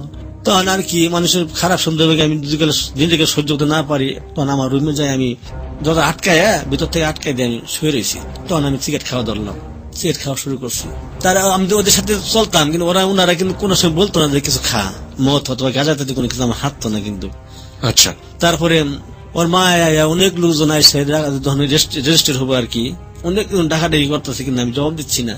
ডাকাডাকি করার পরে এক সময় অনেক মহিলারা আসলো, ডাকাডাকি দরজা ডাকাইতেছে, কিন্তু আমি জবাব দিচ্ছি না। তখনকার ওগরে বাসার এই মুড়ে একটা নাম আমি খালা ডাকতাম আর কি। ওই খালা বলতেছে কি গো, তোমাকে আগে বলছিলাম যে আক্তারের সাথে তুমি বিয়ে দিয়ে দাও, ওদের মানাইবো, ওরা একসাথে থাকতেছে 2 বছর ধরে 3 বছর ধরে, দিয়ে দাও, দিলা না। এখন যদি কিছু করে থাকে ঘরের ভিতরে, এখন তো এত শত শত মানুষের মধ্যে তোমরা ফাঁসাই দেবো। ওর মায় ভয় পেয়ে গেছে। আমি কিন্তু সব শুনতেছি, আমি সজাগ, কিন্তু সব শুনতেছি। শোনার পরে ওই আমাদের তখন মানে ওনার করে আনন্দ মাটি করে এখন আমার নাকি সবাই, ওর বাপ, ওর যে ওনার মামারা আসলো, ওই মেয়েটার মামা, বর পক্ষ টের পায় যায়নি আপনি এরকম করছেন? হ্যাঁ, বরপক্ষ খালি ওই যে ওই ছেলেটাই কিন্তু আমার যার সাথে বিয়ে হইতেছে কিন্তু, হ্যাঁ, বুঝছেন, ওই ছেলেটাই কিন্তু জানতো যে আপনার সাথে এরকম আপনি চান মেয়েটাকে লাভ করেন বা লাভ এরকম করি, কিছু। এবং কি পরে লাস্ট দিক দিয়ে আমার কাছ থেকে চাই হিসাবে চাই নিছে যে আক্তার ভাই আমি আচ্ছা, তার মানে আপনি যেরকম করছেন সেটা আসলে বিয়ের জন্য কোনো সমস্যা না, যদিও জানাজানি হয়ে যায়। হ্যাঁ হ্যাঁ হ্যাঁ। তারপরে ওই এগোতে হওয়ার পর সবাই একবারে দেখি স্তব্ধ হয়ে গেল। স্তব্ধ হওয়ার পরে এখন ওই মেয়েটা জানার পর এখন সে কিন্তু শাড়ি গয়না সবই কিছু পরনে কিন্তু সে আসছে, আসার পর আমার ছোট করে ডাক দিয়েছে, একটা দরজা খোলো প্লিজ, একটা দরজা খুলো, একটা তুমি যদি সজাগ থাকো তুমি দরজা খোলো। পরে আমি বলতে, তুমি যদি সজাগ না থাকো তাহলে আমার কিছু বলার না, যদি তুমি সজাগ থাকি আমি শুনতেছ আমাকে, তাহলে আমি কিন্তু এই মুহূর্তে হয়ে দিকে চলে যাবো, তাহলে আমি আত্মহত্যা করবো, তুমি দরজা খোলো প্লিজ। তারপর ওর কথা শুনে আমি আর থাকতে পারলাম না, তখন দরজা খুলে দিলাম। খুলে দেওয়ার পরে কলে তুমি তো একবার সবাইকে ভয় দেখাই দিয়েছিলা। পরে বললাম আমি যে তুমি আমার সাথে, আমি তোমার সাথে একটা কথা বলতে চাই। বলে বলার অনেক সুযোগ আর সময় আছে, আরো আজকে বলার সময় না। এটুকু চলে গেল। চলে যাওয়ার পরে বিয়ে হয়ে তখন দেশে তাদের ওই ছেলের দেশে লয়ে গেল। লয়ে যাওয়ার পর ওই বাড়িতেই, ওই বাসার মানে ওই বাড়িতে আর কি আরেকটা মেয়ে থাকতো, তাদের বাড়ি হলো বরিশাল পটুয়াখালী। তারপরে ওই একদিন দেখি আমি যখন কাপড় সাফ করবো আর কি, আমি নিজের হাতে কাপড় দিতাম, কোলে পানি অল্প অল্প পড়তে, পানি নাই আর কি। তখন ওই মেয়েটা আসতেছে, নাম রেহানা, আসতেছে, ও সুন্দরী ছিল। আসার পরে বলতেছে, আরে ভাই পানি নাই। আনলে পানি নাই তো, কারণ চলে গেছে, তখন কাপড় চোপড় তো ভিজিয়ে রাখছি, কিভাবে খুঁজবো। পরে হের বাসার থেকে 1 বালতি পানি আমাকে এনে দেয়। এনে দেওয়ার পর তখন আমার একটি হিরো যে আমাকে করলো, সে পানি এনে দিল, তো মেয়েটা মনে ভালো হবে। তারপরে এবং কয়েকদিন পর ওনার মাকে, চাচি ডাকতাম, ওনার মাকে সরাসরি বললাম যে চাচি আপনার মেয়েকে আমি বিয়ে করবো। তখন ওই চাচি বলতেছে, বিয়ে করবা, তোমার বাড়ি কই, ঘর কোথায়, বাপ কোথায়, মা কোথায়, হ্যাঁ করো কি, তুমি বিয়ে করবা, হঠাৎ করে বলতেছে বিয়ে করবা, আর না যদি কালে বিয়ে দেন তাহলে বিয়ে করবো, বাপ মা পরে দেখা যাবে। এত করার পরে তখন বলেন, না আমি আগে কিছু বলতে পারবো না, মেয়ের বাপ আছে, মেয়ের ভাই আছে, ছোট ভাই ওনার, আমি কিছু বলতে পারবো না আগে। তার ওই চাচিকে একদিন রাস্তায় ধরলাম আমি, তখন কিন্তু আমি ওদের সাথে জড়িত না, ওই আগের খালি ভয় দেখাইতাম, যাকে কাগজে চলাফেরা করতাম, কাদের সাথে চলাফেরা করি, কিন্তু আমি যে ছেড়ে দিয়েছি ওই পথ কেউ জানতো না, মানে দোহাই দেওয়া একটু চলতাম আর কি, ওদের হয়ে একটু চলতাম। ওর চাচিটা বললাম যে চাচি আপনি তো জানেন আমি কে। বল হ বাবা জানি, হ্যাঁ জানি। তাহলে আপনি রাজি হচ্ছেন না কেন? বল দেখা বাবা, যদি আমার মেয়ে যদি রাজি হয় তাহলে আমি বিয়ে দেবো, আর এবং কি আমি কেউ দিতে পারবো না, মেয়ের বাবার কাছে বলো। তখন আমি ওই মেয়েটাকে ধরলাম, রেহেনাকে ধরলাম, গার্মেন্টস তৈরি হওয়ার পর, রেহেনা আমি তোমাকে বিয়ে করবো, তোমার গার্মেন্টসে কাজ করতো। হ্যাঁ হ্যাঁ, আমি তোমাকে বিয়ে করবো, তোমার মার সাথে কথা হয়েছে। পরে কল দেখেন ভয় পেয়ে গেছে গা, যখন একা দোষী রাস্তায়, তখন ভয় পেয়ে কল দেখেন আমি তখন কিছু বলতে পারবো না, আমার আব্বা আছে, আম্মা আছে, এবং আমি আমার মার একমাত্র মেয়ে, আমার 3টা ভাই আর আমি একমাত্র মেয়ে। তখন আমি বললাম তাহলে কি করতে হবে? কলে বিয়ের প্রস্তাব পাঠান। তখন বিয়ের প্রস্তাব পাঠাইছি, আর পরে ওর বাপ মাই বিয়ে দিবে না। তখন বিয়ে দিবে না, বিয়ে না দেওয়ার পরে এক সময় যাই হোক, এক সময় ওই মেয়েটাকে রাজি করাইয়া আমার বন্ধু বান্ধব, ওই যে আবার আগের বন্ধু বান্ধব, ওরা কিন্তু খারাপ ব্যবহার করে না, বন্ধু বান্ধব নিয়ে রাত্রে 1টার সময় যায় আমাদের কাজের হয়ে যায়। তখন মেয়েরা রাজি হলো, রাজি হলো 1টার সময় নিয়ে যায় রেজিস্ট্রি করলো। রেজিস্ট্রি করার পরে বাসায় মিষ্টি আইনা সবাই খাওয়া দাওয়া করাইয়া, ওরাও আমাকে অনেক হেল্প করছে, ওই বন্ধুরা মিষ্টি দিচ্ছে, অনেক টাকা দিচ্ছে, মিষ্টি টাকা দিচ্ছে। রেহানার বাবা কি করতো? ওনার বাবা রাজমিস্ত্রি ছিল। ওকে। আবার আমি কিন্তু অন্য বাসায় গেছি, চলে গেছে, বিয়ে করার আগের দিন কিন্তু চলে গেছে, যে আজকে বিয়ে করবো তার আগের দিন চলে গেছি। মানে ওই বাসায় আপনি ছিলেন না? ছিলাম না। নিয়ে আমার বাসায়, যে বাসায় থাকি সেই বাসায় কিন্তু ওকে উঠে হাল দিয়েছে, কিন্তু ওর বাপ মা কিন্তু জানে না। না জানার পরে তখন ওই লজ্জায় ঘৃণায় হয়তো ওনার বাপ মা দেশে চলে গেল। ও বাপ মা জানে না যে বিয়ে করলেন আপনারা? না। তার মানে কি রেহানা আপনাকে এক ধরনের পছন্দ করতো? হ্যাঁ করতো, পছন্দ করতো, পরে রাজি হয়েছে। আচ্ছা, রাজি হয়েছে, বাপ মাকে না জানিয়ে আপনি বিয়েটা করে ফেললেন? বিয়েটা করে ফেললাম। কিন্তু বিয়েটা করে ফেললাম 2 বছর, 2.5 বছর পর আমাদের ঘরে একটা বাবু আসলো, ছেলে সন্তান। ওর বাবা মা মানে আপনার শ্বশুর শাশুড়ি পরে কি মেনে নিল? না, ওনার যে দেশে চলে গেল, শুনছে যে মেয়ে নাই, এবার শুনছে যে আমার সাথে বিয়ে হয়েছে, তখন ওনার দেশে চলে গেল, রাগ করে দেশে চলে। হ্যাঁ, রাগ করে দেশে চলে গেল। এর 2.5 বছর কোনো যোগাযোগ করেনি আপনাদের সাথে? না, যোগাযোগ করে নাই। তো 2.5 বছর পরে আপনাদের ঘরে বাবু আসলো? হ্যাঁ, বাবু আসলো। বাবু আসলে পরে তখন আমার বাবুর বয়স তখন 6 মাস। হঠাৎ করে আমার শাশুড়ি কিন্তু আসে, খোঁজ নিতে আসে। এই সময়টা তো রেহানা কাজ করতো, আপনি কি করতেন? তখন আমি ওই ভ্যান গাড়িতে করে ওই যে ক্যাসেট বিক্রি করতাম, অডিও ক্যাসেট, ওয়াজের ক্যাসেট, কোরআন তেলাওয়াতের ক্যাসেট বিক্রি করতাম। আচ্ছা, এই যে ক্যাসেট বা ভ্যান গাড়িতে এগুলো তুলে যে আপনি বিক্রি করতেন, জি। কত টাকা থাকতো আপনার দিনে? ওই দিনে থাকতো আমার 200-250 টাকা থাকতো, আচ্ছা। 200 টাকা থাকতো। আর একটা কথা এনে বাদ হয়ে গেছে, আমি কিন্তু অনেক প্রচুর পরিমাণে ছবি দেখতাম আগে, ছবি এখনো মানে হ্যাঁ, ওই যে যখন বিয়ে করছি তখনও কিন্তু ছবি দেখতাম। আর আমি গান করতাম, আচ্ছা, ভালো ভালো দামি দামি শিল্পীদের গান করতাম। আমার যে গান পছন্দ হতো সেই গানে আমি কিনে মুখস্থ করতাম, ওই ক্যাসেটটাই আমি কিনে নিয়ে যেতাম প্রথমে। আচ্ছা, তারপরে গান গাইতাম, গান গাওয়ার পরে এখন দেখা যায় যে ওই বাড়ির ভিতরে কোনো অনুষ্ঠান হইলে, বাসা আশেপাশে হইলে আমাকে নিয়ে কিন্তু গান খালি গলায় কিন্তু গান গাইতাম। আচ্ছা। তো এই সময়টাতে আপনার বউ হচ্ছে গার্মেন্টসে কাজ করতো, আর আপনি এগুলো ক্যাসেট না, গার্মেন্টসে তো কাজ করলো না, কারণ যে বাবু পেটে আসলো। আচ্ছা, তারপরে কাজ করে না, তো আমি ওটাই করি। করার পরে এখন ওই আমার শাশুড়ি আসলো, শাশুড়ি আসার পর তখন বললো যে ওই মেয়ে তুমি চলো, সবাই তোমাকে মাইনে নিবে। তো আমি ভয়ে গেলাম না। তারপরে আমার ছেলেকে দিয়ে, ওনাকে দিয়ে, হ্যাঁ আমার স্ত্রীকে দিয়ে তখন দেশে পাঠিয়ে দিলাম। পাঠানোর পরে আমি আবার 1 মাস পরে গেছি, আদৌ ভালো করছে। তারপর মোটামুটি কাজে ভালো চলার পরে আবার তার 3 বছর পরে আমার একটা মেয়ে আসলো। ছেলে হওয়ার 3 বছর পরে মেয়ে হলো। মেয়ে আসলো। আপনি গান গাইতে পারেন বলছিলেন, আপনি কি ধরনের গান গাইতেন? আমি আধুনিক গান, যেমন ভারতীয় শিল্পীরা আছে, বাংলাদেশের শিল্পী কিছু আছে, আমি গান। আপনাকে একটু শুনতে পারি আপনার কাছ থেকে?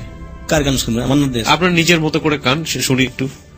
আমি একটা মান্নাদের গান, তাহলে শিল্পীদের কাছে ডায়েরি থাকে, আপনি পকেট থেকে কাগজ বের করছেন। তাহলে ভাইয়া একটা মান্নাদের একটা গান। হ্যাঁ, মন খুলে গান। কতদিন দেখিনি তোমায়, তবু মনে পড়ে তবু মুখখানি, স্মৃতির মুখরে মম, আজ তবু ছায়া পড়ে রানী। কতদিন দেখিনি তোমায়, কতদিন তুমি নাই কাছে, তবু হৃদয়ের তৃষা জেগে আছে। কতদিন তুমি নাই কাছে, তবু হৃদয়ের তৃষা জেগে আছে, জেগে আছে। প্রিয়জন দূরে চলে যায়। খারাপ হবে এমন কথা নয়, প্রত্যেকটি সুরই আসলে সুর, কোনো কিছুই বেসুরও নাই দুনিয়াতে। আপনি এই গান গিয়ে কিছু মানুষের মনের কাছে অনেক সুন্দর জায়গা করে নিয়েছেন, এবং অনেক মানুষের কাছে আপনি প্রিয় শিল্পী। তো সেই অর্থে খুব ভালো গেছেন, এবং আমি আপনার সাথে কণ্ঠ মেলাতে পেরে আই এম রিয়েলি অনার্ড। যেটা শুনছিলাম আপনার, যে আপনার 3 বছর পরে আপনার ঘরে একটা মেয়ে আসলো। খুব আদর করে নাম রাখলাম শারমিন খাতুন। শারমিন খাতুন, ইতি। আচ্ছা, আর নিব না আর কি, আচ্ছা, যে ছেলে মেয়ে নিব না, শারমিন খাতুন ইতির নাম রাখলাম। শারমিন খাতুন ইতি, আচ্ছা। তারপর আসলো, আসার পর তখনকার আমাদের যে সংসারে মানে অভাব, অনেক অভাব এসে পড়লো আর কি। এবং অভাব তো আসছে, আসার পর এখানে না বললেন না ভাইয়া, যে আমি এবারে এমন মানে আমি কারো হাত পাততাম না, কারো কাছে আমার আত্মীয় স্বজন এবং বন্ধু অনেক কারো হাত পাততাম না। কিন্তু এক সময় দেখা গেল আমি আস্তে আস্তে আমি কাজ করতে পারছিলাম না, মানে আমার এমন একটা রোগ হয়ে গেল আর কি। তখনকার আমার স্ত্রীকে, আমার ওয়াইফকে বললাম যে তোমরা তোমার বাপের বাড়ি চলে যাও, তোমরা আবার তো ঘর ভাড়াটা বাঁচবে, এদের আমি তোমাদের দেশে পাঠাবো আর কি। আমি তো রুজি করতে পারতেছি না ভালো করে। ওনারা চলে গেল, চলে যাওয়ার পর এখন কাজ তোমরা বন্ধ করতে হবে না কিছু। ওনাদের লোকজন ছিল, কত দিবে, তাই ওনারা দিত 50 টাকা 100 টাকা প্রতি দিতে, ভালো হয়ে রুজি করে কাজ করে দিবে। দেওয়ার পরে আমি যখন আস্তে আস্তে একবারে শরীরটা কঙ্কালের মতো হয়ে গেল আমার, এবং কি আমি কোনো কিছু খাইতে পারতাম না, পেটে লাড়ি বুড়ি পইচা যদি কিছু খাইতে মনে চাইতো ক্ষুদায়, আর পেটের যন্ত্রণা, সঙ্গে সঙ্গে আমি বমি করে দিতাম, রাখতে পারতাম না। পরে ওখানের মানুষ যে ভ্যান চালাইতাম, সেই ওই যে স্কুল ভ্যান চালাইতাম, সেই গ্যাসুদ্দিন খুব লোকটা ভালো, সে নিজে আমাকে মালিবাগ ল্যাবরেটরি একটা আছে ক্লিনিক আর কি, ওখানে নিয়ে চেক আপ করালো। চেক করানোর পর চেক আপে এখন কথা বলে না বলার পর আমাকে যখন আবার বেবি দিয়ে নিয়ে আসে, নিয়ে আসার পর বলতেছে যে তোমার কাছে কি টাকা আছে, কত টাকা আছে তোমার কাছে? আমি বললাম কে ভাই, কত টাকা দেয় কি বলে? টাকা লাগবে প্রায় 1.5 লাখের উপরে। 1.5 লাখের উপরে? জি। যে কেন ভাই, আমার কি হয়েছে? যা হয়েছে অন্তত তোমার কেউই নাই, কাকে বলবো?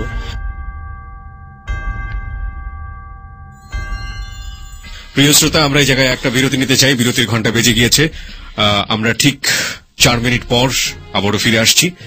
4 মিনিটের এই বিজ্ঞাপন বিরতি, ততক্ষণ আপনি ভাবতে পারেন যে কি হয়েছে এই নিদারুণ খেটে খাওয়া মানুষটির, কিন্তু সেই ভাবনার জায়গাতে সমাধান মিলবে একটু পরেই। আপনারা শুনছেন যাহা বলিব সত্য বলিব, সঙ্গে আছি আমি আরজি কিবরিয়া এবং আমার সঙ্গে রয়েছে যাহা বলিব সত্য বলিব অর্থাৎ জেবিএসবি টিম, আরজি সুমন ও সাউন্ড এডিটর মঞ্জু। আপনারা চলে আসতে পারেন আমাদের ফেসবুকে আমাদের অতিথিকে দেখবার জন্য। আমাদের ফেসবুকের ঠিকানা facebook.com/ABC Radio FM 89.2। ওখানে যাবেন, যাওয়ার পর আপনি অবশ্যই লাইক দেবেন। লাইক দেবার সঙ্গে সঙ্গে আপনি যাহা বলিব সত্য বলিবর মেম্বার হয়ে যাবেন। একটু পরেই ফিরছি, সাথেই থাকুন। যাহা বলিব সত্য বলিব, যাহা বলিব সত্য বলিব।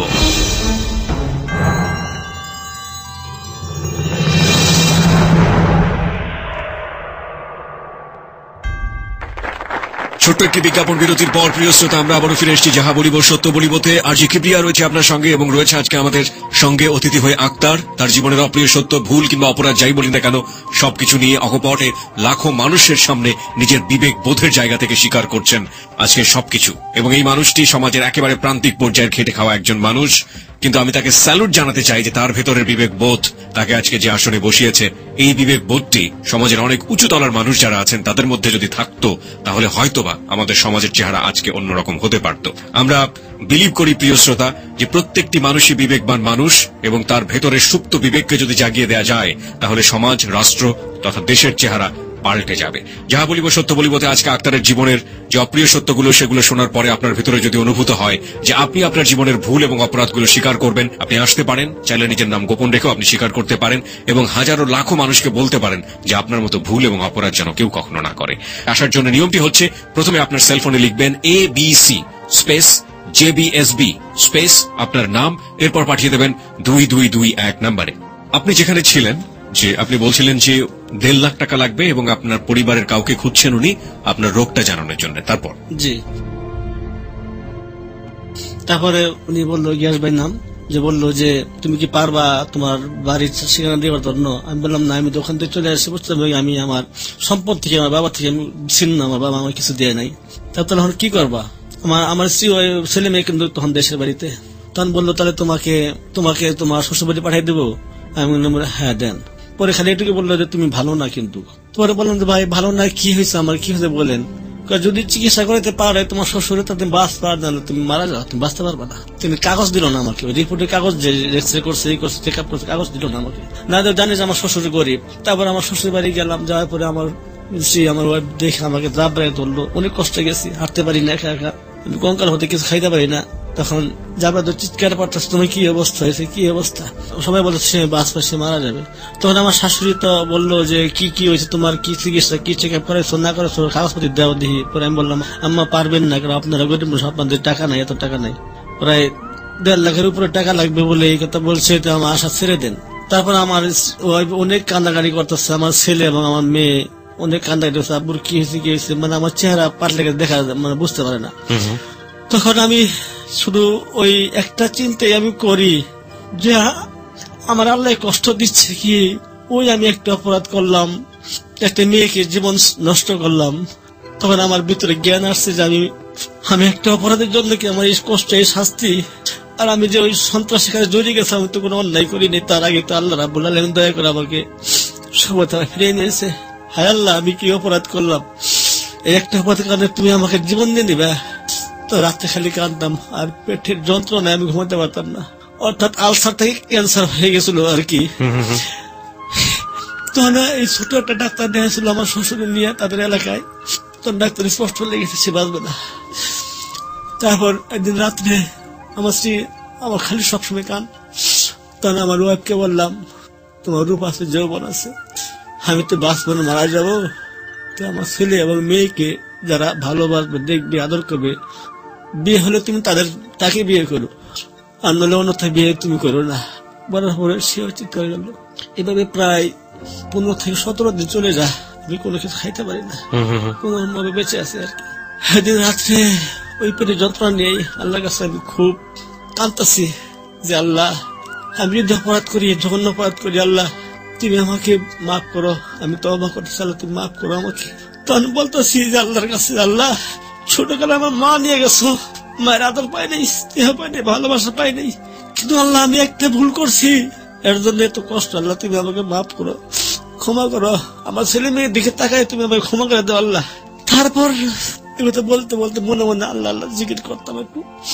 অনেক রাতে আমি একটু শান্তি পাই, একটু ঘুমাইছি। ঘুমানোর পরে আমি স্বপ্নে দেখছি যে আমি বাসে করে কোন এক জায়গায় নিরুদ্দেশ্য, কোন উদ্দেশ্যহীন আর কি, কোন উদ্দেশ্য নিয়ে যাচ্ছি। আমি যাচ্ছি, যাওয়ার পর একটা ব্রিজ পার হলাম। পার হইয়া তখন আমি এক পানের চায়ের দোকানকে জিজ্ঞেস করতেছি যে ভাই আমি অমুক জায়গায় যাবো, কিন্তু কোথায় যাবো আমি নিজে বলতে পারছি না, কিন্তু অমুক জায়গায় যাবো ভাই, রাস্তা কোনটা? তখন সে আমাকে হাত দিয়ে রাস্তা দেখাই দেওয়ার পর আমি গেছি, সেখানে যাই দিই হাজারে হাজারে মানুষ নামাজ পড়তেছে, সব হুজুর মানুষ। তখন আমি বললাম যে আমি এখানে আসলাম যখন তাহলে আমি নামাজটা শেষ করে, তখন আমি উজু করে, ওখানে পুকুর আছে একটা, উজু করে তখন নামাজে দাঁড়ালো। নামাজ শেষ করলো, নামাজ শেষ করে সবাই মুনাজাত দিল, মুনাজাত দিয়া মিলাদ পড়লো। মিলাদে কিছু তবার হবে খাওয়ালে, মানে বিরিয়ানি জাতীয় এরকম। আমি খাইলাম, আমি খাইতে যাচ্ছিলাম না, খাইতে আমি না চাচ্ছি, তখন ওই আমার প্লেটটা অথবা প্লেটটা কিন্তু আমার সামনে। এখন সবাই চলে গেছে, কিন্তু আমি আমার ভয় লাগতো, খুবই ভয় লাগতো। আমি কেমন কোথায় যাবো, আমি কি যাবো, কই যাবো, না বাড়িতে যাবো না কি হবো। তখন নূরের মতো একজন হুজুর মানুষ, একদম নূরের মতো স্বাস্থ্য ভালো, সে হঠাৎ করে করতে জানিস আমার সামনে, স্বপ্নে দেখতেছি কিন্তু আমি, সামনে আসছে। আশা করে বলতেছে যে তোমার একটু খান। হুজুর আপনাকে চিন্তা করলাম না, কোনো পরিচয় নাই দিলাম, তবর খান। খাইছি, খাওয়ানোর পরে 2 বার মুখ দিছে, খাইছি। খাওয়ানোর পরে আমার মাথায় হাত দিছে। হাত দেওয়ার পর হঠাৎ দেখি নাই না দেওয়ার পর তখন আমি বাসায় আয়া ডাকতেছি আমার ওয়াইফের নাম ধরে, এই দেখে না দরজাটা খুলো। আসলে কিন্তু আমি যে ঘুমাইছিলাম, সেই ঘুমাতেই কিন্তু ওরা ডাকতেছি, আমি ঘুমাতে সজাগ করে ডাকতেছি, এই রেহান না তুমি একটু উঠো, রেহান একটু উঠো।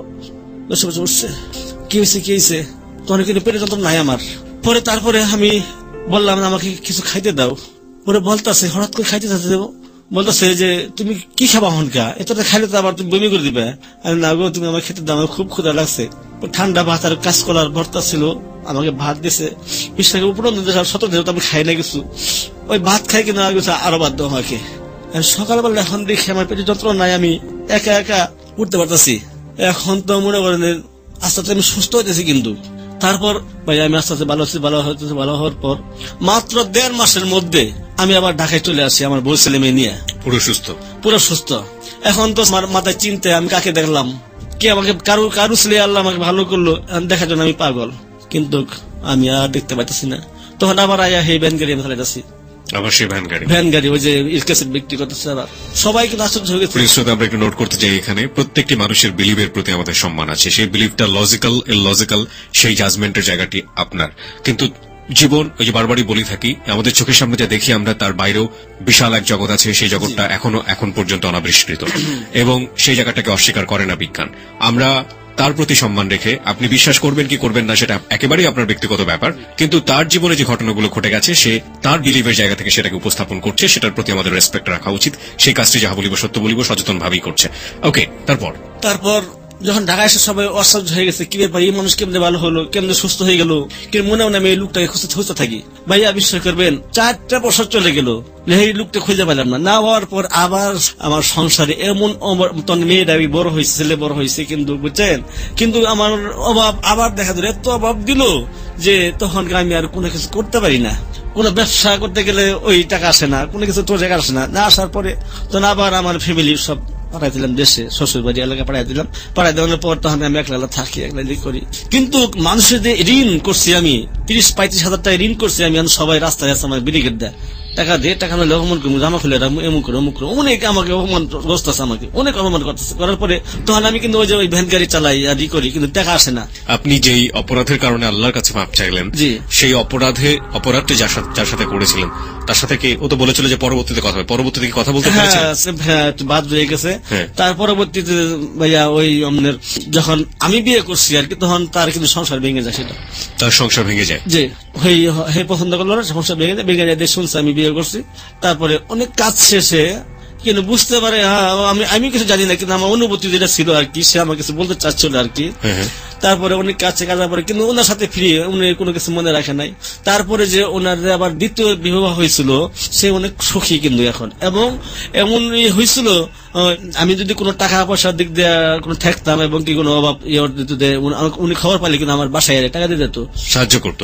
অনেক অনেক আপনি তার কাছে ব্যক্তিগতভাবে মাপ চেয়েছেন, কখনো ক্ষমা চেয়েছেন? হ্যাঁ, আমি এই বললাম একদিন ওনার বাসায় যাই, দ্বিতীয় বিভাজন হয় তখনকা, যা বলছি যে দেখো ওটা এটা মনে করবো অ্যাক্সিডেন্ট, আমার মন ঠিক ছিল না, কিছু না, তুমি মনে কিছু রাখছো।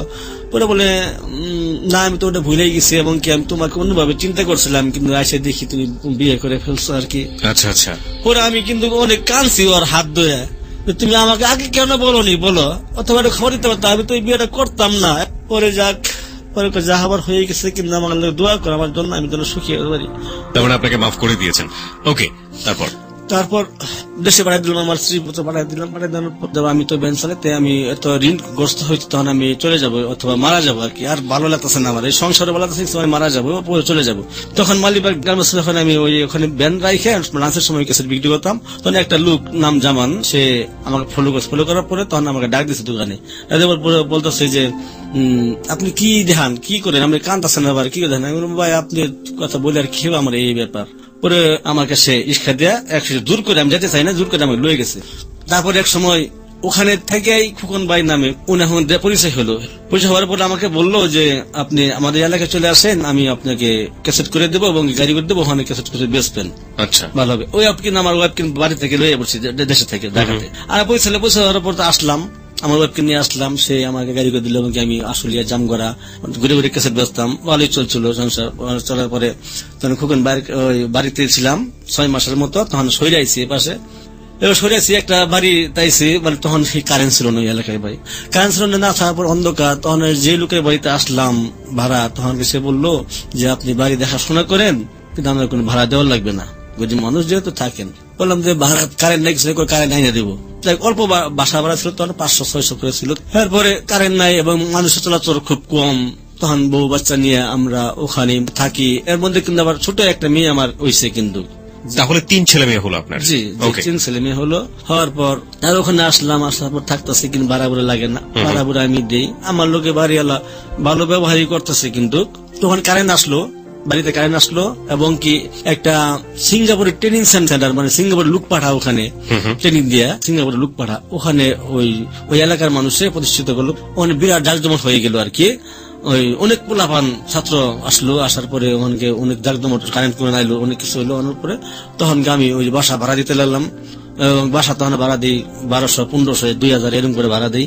ভাড়া দেওয়ার পরে 4 বছর কিন্তু সেখানে রয়েছিলাম। এমন সময় কিন্তু আমার মেয়েকে কিন্তু স্কুলে দিয়েছিলাম, স্কুলে ক্লাস 3-4 পর্যন্ত পড়ছিল। পড়ার পরে আমার বড় মেয়ে ইতি করে ডাকতাম সেই। তারপরে এখন অভাবে সংসার, আমি একটা ছোট দোকান করছি। জি। তারপরে আমার ওয়াইফ গ্রামে চাকরি করে, আমার ছেলে এখানে এক দোকানে দিছি। আমার পিচ্ছি মেয়েটার আসা, মানে আমার ছোট মেয়েটার নিয়ে আমার বড় মেয়ে থাকে বাড়িতে। জি। আমি দোকানদারি করি, কিন্তু আমি তো লাঞ্চে বাসায় আসি, রাত্রে বাসা তাড়াতাড়ি এসে বুঝি আর কি। আর আমার ওয়াইফ তো মনে হয় 8টা-10টার সময় এইভাবে আসে। জি। আশা করি আমার মেয়েটা ভালোই বড় হয়েছে। তখন যখন আপনি মেয়েটার কথা বলছেন, তখন মেয়ের বয়স কত? ইতির বয়স তো 11 থেকে 12 বছর। 11 থেকে 12 বছর, ওকে। কিন্তু বয়স কম হলে কি, মানে স্বাস্থ্য কষ্ট অনেক সুন্দর ছিল, তো খুবই সুন্দর ছিল। হঠাৎ করে একদিন আমার যে বাড়িওয়ালা আর কি, মালিক, উনি যা দোকানে গেছে, গাড়ি আছে, উনি আবার এটা কন্ট্রাক্টর আর কি, হয়ে গেছে। যাওয়ানোর পর এখন আমাকে বলতে আমি ফোন দিয়ে আসে, আসলে কিন্তু আমাকে ফোন দিয়ে আসে, হ্যাঁ বাড়িতে আসলে, বাড়িওয়ালা আসলে আপনাকে ফোন দিয়ে আসে? হ্যাঁ, ফোন দিয়ে আসে। পরে কই আপনি? দোকানে। তখন দোকানে আসছে, আসার পরে বলতেছে, মানে আধা কিলো দূরে বাসার থেকে দোকানটা, মানে আধা কিলো দূরে। আচ্ছা। তোর বলতেছে যে ওই চা খাইতে পান খাই, খাওয়ানোর পর কয় কি কলে মেয়ে কিন্তু বড় হইতেছে, ভাবি কি বললেন যে গায়ের চাকরি বাদ দেয়। আর হ্যাঁ ভাই, এই প্রোগ্রাম আমি নিচ্ছি, আমি বলছি যে এই মাসটাই করবে আর কি, সামনে 2 দিন আছে, 1 তারিখে সেই ডিজাইন দিবে আর কি। তো ভাই আরো কোনো কিছু? আমি বলছি হ্যাঁ, আরো কিছু দেখছেন নাকি? পরে কয় কি কলে ওদের সাইন নামের যে ছেলেটা আপনার ছোট মেয়ের লেখাপড়া করাইতেছে এবং আপনার বড় মেয়ের বুঝি করা, কিন্তু এটা এইগুলো খারাপ দেখলাম, শাসন করে মেয়েকে শাসন করেন। এই দেখেন আমার জীবনের দুর্ঘটনা নাই মাসে, বুঝছো, আমার জীবনের। যে ভাই কি দেখছেন? কি দেখছেন? কল দেখি নাই। আমার ভাই কি কলে শুধু এইটুকু বলে শাসন, মেয়েকে শাসন করেন, হয়তো ভালো তো নেই বলছে। তারপরে আমি বাড়িতে আসি, দোকান বন্ধ করে বাড়িতে আসি, বাসায় আমার ওয়াইফ অফিস থেকে আসে। আসার পরে তখন ওদের কিছু বললাম না বলার পর খালি ওর মাকে কইলাম, ওর মাকে বললাম যে মেয়েটাকে একটু শাসন করো, এই করো, আর ওই যে ওনার কাছে পড়াইও না। শাহিনের কাছে পড়তো? হ্যাঁ হ্যাঁ, উনি কিন্তু আমাদের বাড়ির ভাড়াটা ছিল। শাহিনও আপনাদের বাড়ির, মানে ওই যে বাড়িতে আপনি ভাড়াটিয়া থাকতেন সেই বাড়িরই জি, ভাড়াটিয়া ছিল? জি। শাহিন ছেলেটা কে আসলে? উনি কোন ক্লাসে পড়তো? উনি লেখাপড়া শেষ করে ওনার খালা এবং মামা থাকতো, আমাদের বাসায় ভাড়া থাকতো, জি, ওদের সাথে থাকতো আর কি। আচ্ছা, সেই ছেলে আপনার মেয়েকে প্রাইভেট পড়াতো? পড়াইতো। আপনার বাসায় এসে পড়াতো? যে না, ওই বাসাতে থাকতো। আচ্ছা, খালা নানার বাসাতে থাকতো, ওখানে আপনার মেয়ে পড়তে যেত? হ্যাঁ, পৌঁছে যেত, মানে দোতলা দুটো রুম ছিল আর কি, ওখানে ওরা থাকতো তো আচ্ছা। ফ্ল্যাট নিয়ে আর কি। আর আপনার কয়তলা থাকতেন? আমার নিচতলায় থাকতাম। তারা নিচতলা থেকে উপরতলায় যেত আপনার মেয়ে পড়াশোনার জন্য? হ্যাঁ, পড়াশোনা করতো। আমি বললাম যে ভালোই লেখাপড়া করতো। হ্যাঁ, আচ্ছা। ওনার মাকে বললাম যে পড়তেছে তো ভালোই, তুমি তো 1 তারিখে চাকরি ছেড়ে দেবা, তাই না? হ্যাঁ, তাহলে তো বাসায় থাকবা, মেয়েকে দেখতে পারবা, সমস্যা হবে না। কিন্তু ভাই 29 তারিখের ঘটনা, তখন কত সালের 29 তারিখ? এটা কত সালের? 11 সালের নভেম্বর মাসে, 2011 সালের নভেম্বর মাসের। জি জি ওকে। জি। তার আগে কিন্তু আমি আমার বাসায় ছিল না, অবশ্যই বাসায় ছিল না, তখন আমি দেখতাম যে ওই বাইরে আমার মেয়েটা ঘোরাফেরা করতেছে, আমার ছোট মেয়েটা ঘোরাফেরা করতেছে। তখন আমি ডাক দেয় না ওকে, আমি ঘরের মধ্যে, মানে ওই জিদ বাড়িওয়ালা বলে গেল, ওই জিদে ওদিন তো মারতে পারি নাকি, ওই জিদে মনে করেন আমি ওনাকে প্রথমে আমি এর আগে কিন্তু আমি সাউন্ড দিছি, বলছি যে মা তুমি সাইনের লোকের পড়া তোমার দরকার নাই। আপনি কিছু কিছু ঘটনা হয়তো আপনার ইমোশনের কারণেই বলতে পারছেন না, আমি পুরো ব্যাপারটা বিস্তারিত জানতে চাই। তারপর আমি ওকে বললাম তুমি দেখতে থাকবা, তাহলে একটু শাসন করো। হ্যাঁ, একটু শাসন করো। তারপর বললো কি করছে মেয়ে, কি করছে? আমি দেখুন বড় হইতেছে, মাসে কান্না কুন্না করতেছে, করবো, এবং আমি যাবার থাকি হার অপমান হবে, আমি অপমান হমু, তে সাইনের কাছে পড়তে না করো। আচ্ছা। পরে আমার ওয়াইফ বললো যে তুমি কই, আমি তো বাড়িটা দিয়ে ভাড়া দিই খেয়ে, তুমি কই। তারপর আমি উনাকে শাহিনকে বলছিলাম যে আগের মাসে তোমরা কিন্তু বাসা ছেড়ে দিবা। আপনি শাহিনকে ডেকে বলে দিলেন বাসা ছেড়ে দেওয়ার কথা? হ্যাঁ, ওনাকে ওই বাড়িটার কেয়ারটেকার আপনিই ছিলেন, জি। আপনিই ভাড়া দিতেন? জি, জি। বাড়িওয়ালা আপনার কাছ থেকে টাকা পয়সা করে নিয়ে যেত? হ্যাঁ, ওকে। হ্যাঁ, ছেড়ে দিতাম। পরে বলছে যে কেন খালু, কেন খালু? আমি বলি কেন খালু, কেন উত্তর নাই। আমি এরকম যুবক পোলা আমার বাসা ভাড়া দিব না আমি, কিন্তু ছেলে হিসেবে একাই ছিল, কিন্তু আর সব ফ্যামিলি ছিল, সব ফ্যামিলি ছিল। ওকে। হ্যাঁ, তাও আমি এটা শুনছি, কিন্তু আমি যখন বললাম ওকে ডাক দেন, বলছি যে তখন আমার মেয়েটা শুনছে। শোনার পর তখন আমার মেয়ে আমার সাথে কথা বলে না, কিন্তু তখন কিন্তু আমি বুঝতে পারিনি যে আসলে সে কষ্ট পাইতেছে। মেয়েটাকে তো এর আগে আপনি কোনো শাসনও করেননি, না, কথাও বলেননি? না। মেয়েটা আপনার সাথে অটোমেটিক্যালি কথা বলা বন্ধ করে হ্যাঁ, দিয়েছে? কথা বলে আমার খুব কম কই। আমি যখন ভাত খাইতে আসি ডাক দিতাম মা আসো বাধ্য, আমাকে মানে খালি আমার মুখে চাই থাকতো। কিন্তু আসলে তো আমি বুঝতে পারতাম না, কখনো কোনো সময় বুঝতে পারতাম না কি ঘটনা, কি হয়েছে না বুঝতে পারতাম না। না থাকার পর আমি বললাম যে মা তুমি কথা কও না কেন, তুমি ভালো করে গোসল করে জামা কাপড় তো খুব বানাই দিতাম আমার মায়ের, কিন্তু মা ছাড়া ডাকতাম না। মা তোমার তো অভাব নাই কোনো কিছু, আমি তো কষ্ট করি, তোমার মাই কষ্ট করে, তুমি তো তোমার জামা কাপড় তুমি এইভাবে থাকো কেন? আব্বা কর্মনি, হ্যাঁ আব্বা কর্মনি, এইভাবে বলতো। বলার পরে একদিন খেয়ে ছেলেটাকে চলে গেল আপনাদের বাড়ি থেকে? না, যায় নাই, এখনো যায় না? মানে 1 তারিখে আসতে তো দেরি হবে আরো। জি। পরে তারপরে আমি আমার মেয়েটাকে একদিন দুপুর বেলা দোকান তো যায়, হ্যাঁ ডাক দেয় না। কোথা থেকে ডাক দিয়ে আসলেন? ওই যে রাস্তায় রাস্তায় ছিল? দোকানে গেছিল তো। আচ্ছা। দোকান ছিল, বাসার সামনে দোকান ছিল, দোকানে গেছিলাম, কিন্তু আবার ওই সময় কিন্তু সাইনে কিন্তু ছিল দোকানের সাইডে। এটা আপনি দেখেন চোখে? হ্যাঁ, চোখ দেখলাম, কিন্তু সাইনে আবার আমার পিচ্ছে মেয়েরে যে চিপস কিনে দিয়েছে, জুস কিনে দিয়েছে, ওই টাকা দিয়েছে আমি দেখতেছি। দেখার পর আমি রাগ হইলাম। রাগ হওয়ার পর তখনকার যারে না করলাম, যারে বাড়িওয়ালা বিচার দিল আমার কাছে, তারপরে আমি ডাক দেয় না। আপনি এখনই কান্নাকাটি করলে আমাদের লিসনাররা... আমি তো স্যার মারছি স্যার, আমি তো রাখতে পারি না, আমার কলেজের টুকরা ছিল, 3 ছেলে মেয়ের ভিতরে আমি মা ছাড়া ডাকতাম না। আমার মা ছোটবেলা হারাইছিলাম, আমি মা পাইছিলাম, ওই জন্য স্যার আমি রাখতে পারি। ঠিক আছে, ঠিক আছে, বলুন, আপনি আপনার মতো করেই বলুন। তাহলে আমি মারছি, মায়ের কিন্তু কাঁদছি অবশ্যই। আমি ডেকে কি বললেন আপনি ওকে? বললাম তোমার বলছি যে সাইন থাকবো, তুমি যাবা না, সে বাড়াইটা আমার বাড়ি এলাম ম্যানেজার, সে 1 টাকা, তুমি ওখানে যাও কেন, তোমার বলছি না তুমি যাবা না। কথাবার্তা কিচ্ছু বললো না, একটা কথা বললো না। কিভাবে মেরেছিলেন আপনি? হাত দিয়ে মেরেছিলাম, আর ভাড়াটা ফিরেছে আমাকে, আমি হাত দিয়ে অনেক মারছি। জীবনে প্রথম ওর গায়ে হাত তুললেন? জি জি জি।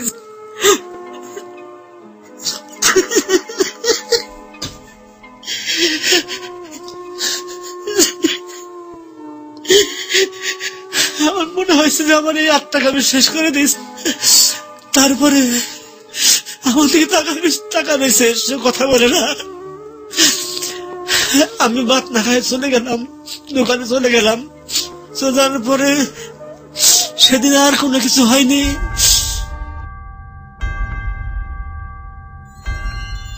প্রিয় শ্রোতা, বিরতির ঘন্টা বেজে গিয়েছে। বিরতি অনেক নিষ্ঠুর একটা সময়। যখন ঘন্টাটা বাজে তখন আমাদের কিছু করার থাকে না। বাবার কান্না সন্তানের জন্য যে কি জিনিস, সেটা প্রথম সামনাসামনি দেখলাম। জীবনে আমার কোনোদিন দেখার সুযোগ হয়নি।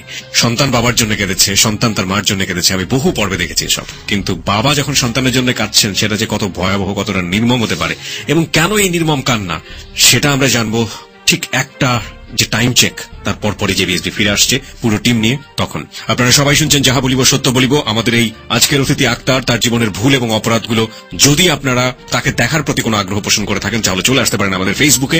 আমাদের ফেসবুকের ঠিকানা facebook.com/abcradiofm89.2। ওখানে যাবেন, যাওয়ার পরে আপনি লাইক দেবেন। লাইক দেবার সঙ্গে সঙ্গেই আপনি যাহা বলিব সত্য বলিবর মেম্বার হয়ে যাবেন। আর এতক্ষণ পর্যন্ত যারা শুনেছেন তাদের সবাইকে আমরা একটি SMS পোলের মুখোমুখি করতে চাই।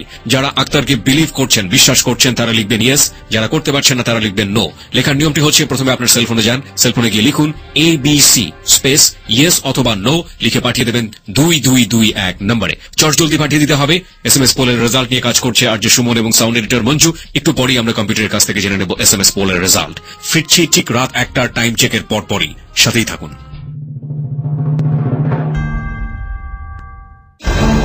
যাহা বলিব সত্য বলিব, যাহা বলিব সত্য বলিব।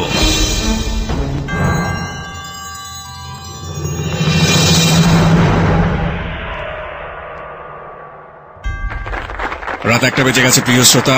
ঠিক কয়েক সেকেন্ড আগে আমরা ফিরে এসেছি আবারও যাহা বলিব সত্য বলিবতে। আপনারা শুনছেন আক্তারকে তার জীবনের অপ্রিয় সত্যগুলো নিয়ে আজকে মুখোমুখি হয়েছে লাখো মানুষের। আপনারা কান পেতে আছেন এবিসি রেডিওতে। জীবনের সবচাইতে ক্রুশিয়াল মোমেন্টের মুখোমুখি এই মুহূর্তে আমরা তার কাছে যাবার আগে বলতে চাই SMS পোলের রেজাল্ট।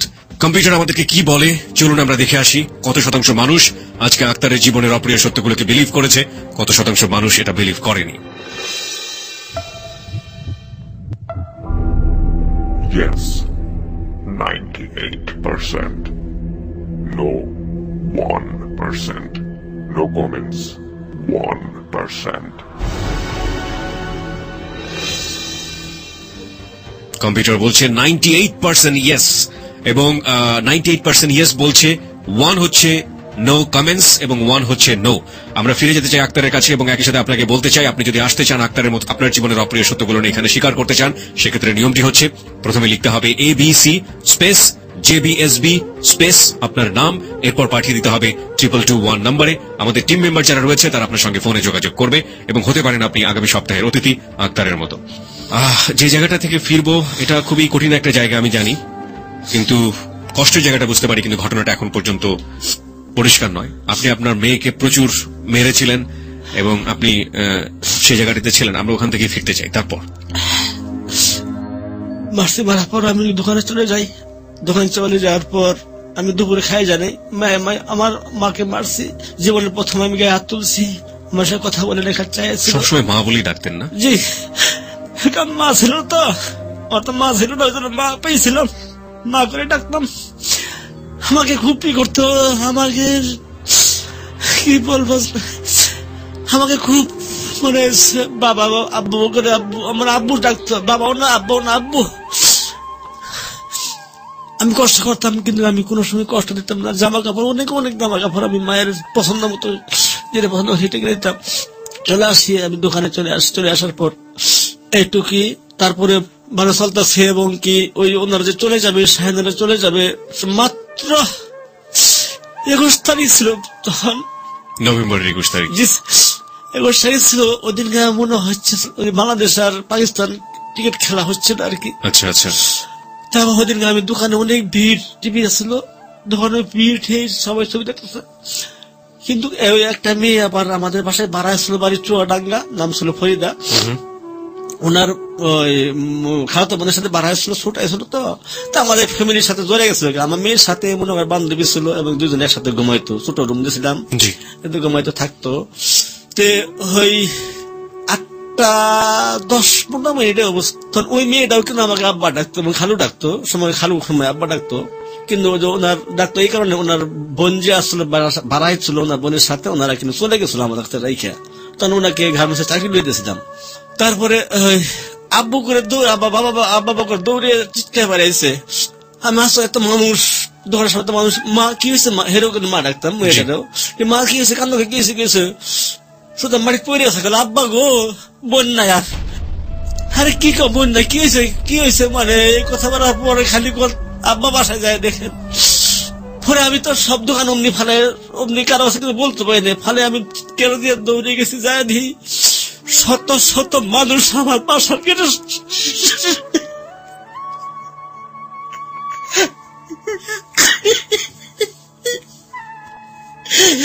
শত শত মানুষ আমার বাসায় কেটে সামনে।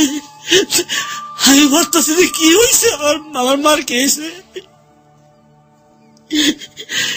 তখন আমার ওই ছোট মেয়েটা লইয়া কুলে লইয়া বলতেছে আমার গলাতে না যে মেডিকেল দিয়ে যাচ্ছে আমার মারা যাও। আমি দৌড়তেছি, কেমন দৌড়তেছি, যায় রাস্তার মধ্যে দৌড়ছি, তখন ছিল কিন্তু শাহিদের কোলে ছিল, শাহিনের কোলে ছিল।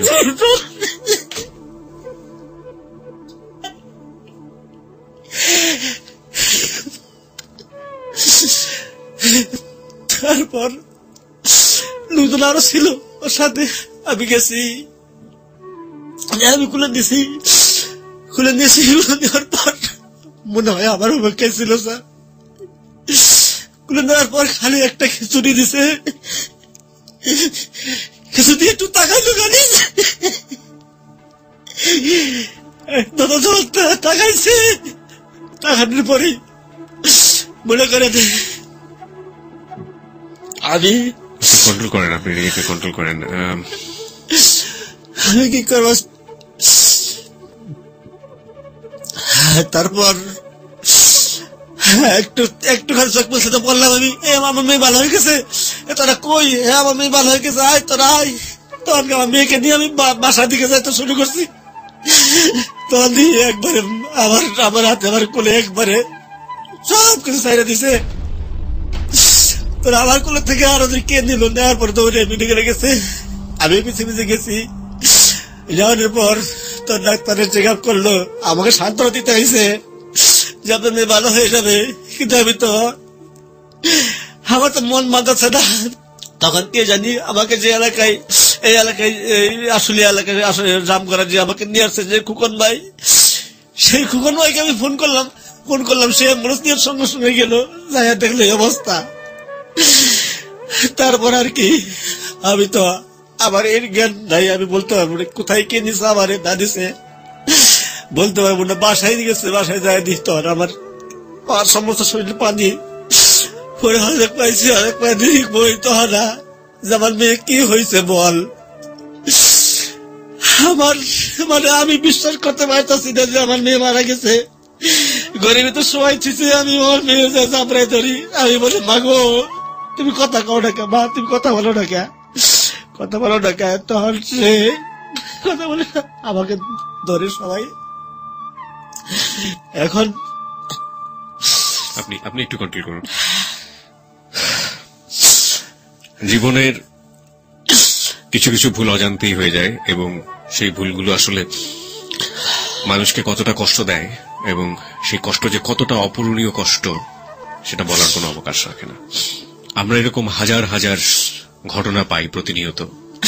বয়ঃসন্ধিকালে ছেলে মেয়েদেরকে খুব ভালো করে নার্সিং করা, একটু সেন্সিটিভ, তারা এত বেশি সেন্সিটিভ হয় এই সময়টাতে, মারাত্মক রকমের ভুল করে ফেলে, তাদেরকে খুব ভালো করে বোঝানো, এগুলো যে কতটা জরুরি মানুষের জন্য। বাবা যে কাজটি করেছিলেন সেটা ভুল ছিল না, কিন্তু আপনি বসেন, আপনি নড়াচড়া করেন না, আপনি একটু সময় নেন, আপনি একটু সময় নেন, আপনি একটু সময় নেন। আমরা দরকার হলে স্টপ করাবো, আপনি সময় নেন। সুমন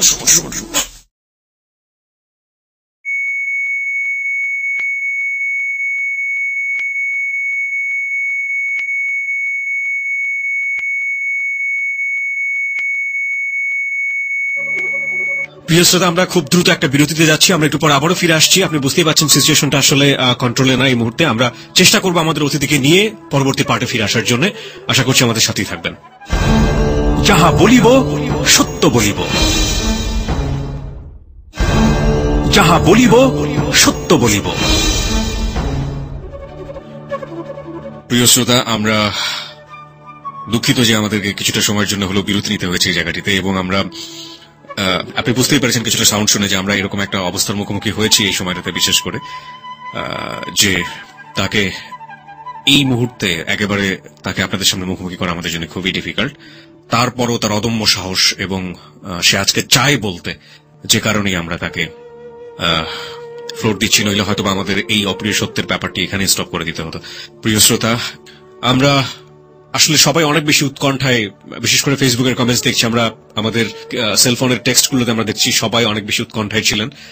আসলে কি হয়েছিল স্টুডিওতে সেটা বোঝানোর জন্য আমরা সিসি ক্যামেরার একটা ফুটেজ আমরা এই মুহূর্তে আমাদের ফেসবুকে দিয়ে দিচ্ছি। আপনারা গিয়ে দেখতে পারেন যে আমরা কেন অন ইমার্জেন্সিতে বিরতিতে গিয়েছিলাম। আপনারা চাইলে ভিডিওটি দেখতে পারেন, ওখানে গিয়ে আমরা ভিডিওটি দিয়ে দিচ্ছি। আমাদের ফেসবুকের ঠিকানা facebook.com/abcradiofm 89.2। আমি আবারও বলছি, আমাদের ফেসবুকের ঠিকানা facebook.com/abcradiofm 89.2। ওখানে গেলে আপনি দেখতে পাবেন যে কেন আমরা অন ইমার্জেন্সিতে বিরতিতে গিয়েছিলাম। সাধারণত আমরা এরকম সময় বিরতিতে যাই না, এবং আমাদের অতীতের অবস্থা আসলে কি হয়ে গিয়েছিল আপনি গেলে ওখানে দেখতে পাবেন, ভিডিওটি দেওয়া আছে। আকাশ সাহেব, আপনি কি পারবেন? আমি জানি আপনার অবস্থা বেশি ভালো না, আপনি কি চান বলতে? জি চাই, আমি যতদূর সম্ভব আমি নিজেকে কন্ট্রোল রাখবো স্যার। এবং আমি আপনাকে পার্সোনালি রিকোয়েস্ট করছি আপনাকে শক্তি সাহস নিয়ে বাকিটুকু বলার জন্য, কারণ আপনার শারীরিক অবস্থা খারাপ হয়ে গেলে সেটা আমাদের কোনোভাবেই কাম্য হবে না, ঠিক আছে? আমরা বুঝতে পারছি যে আপনার মেয়ে দুনিয়াতে নেই, এটা আপনি জেনেছেন। তারপর আমি নিজেকে একটু সামলাই নিয়ে বললাম যে আমার মেয়ে কি হয়েছে। তখন আমার ওয়াইফ এবং আরো যে লোকজন ছিল ওনারা বলতেছে যে 8:10 আগে ওই আমার ছেলে যে আছে বর্তমান, সেই ছেলে বলে ওই উপরে গেছিল, শাহিনের কাছে গেছিল, ছোট মেয়েটা নিয়ে পড়তে গেছিল।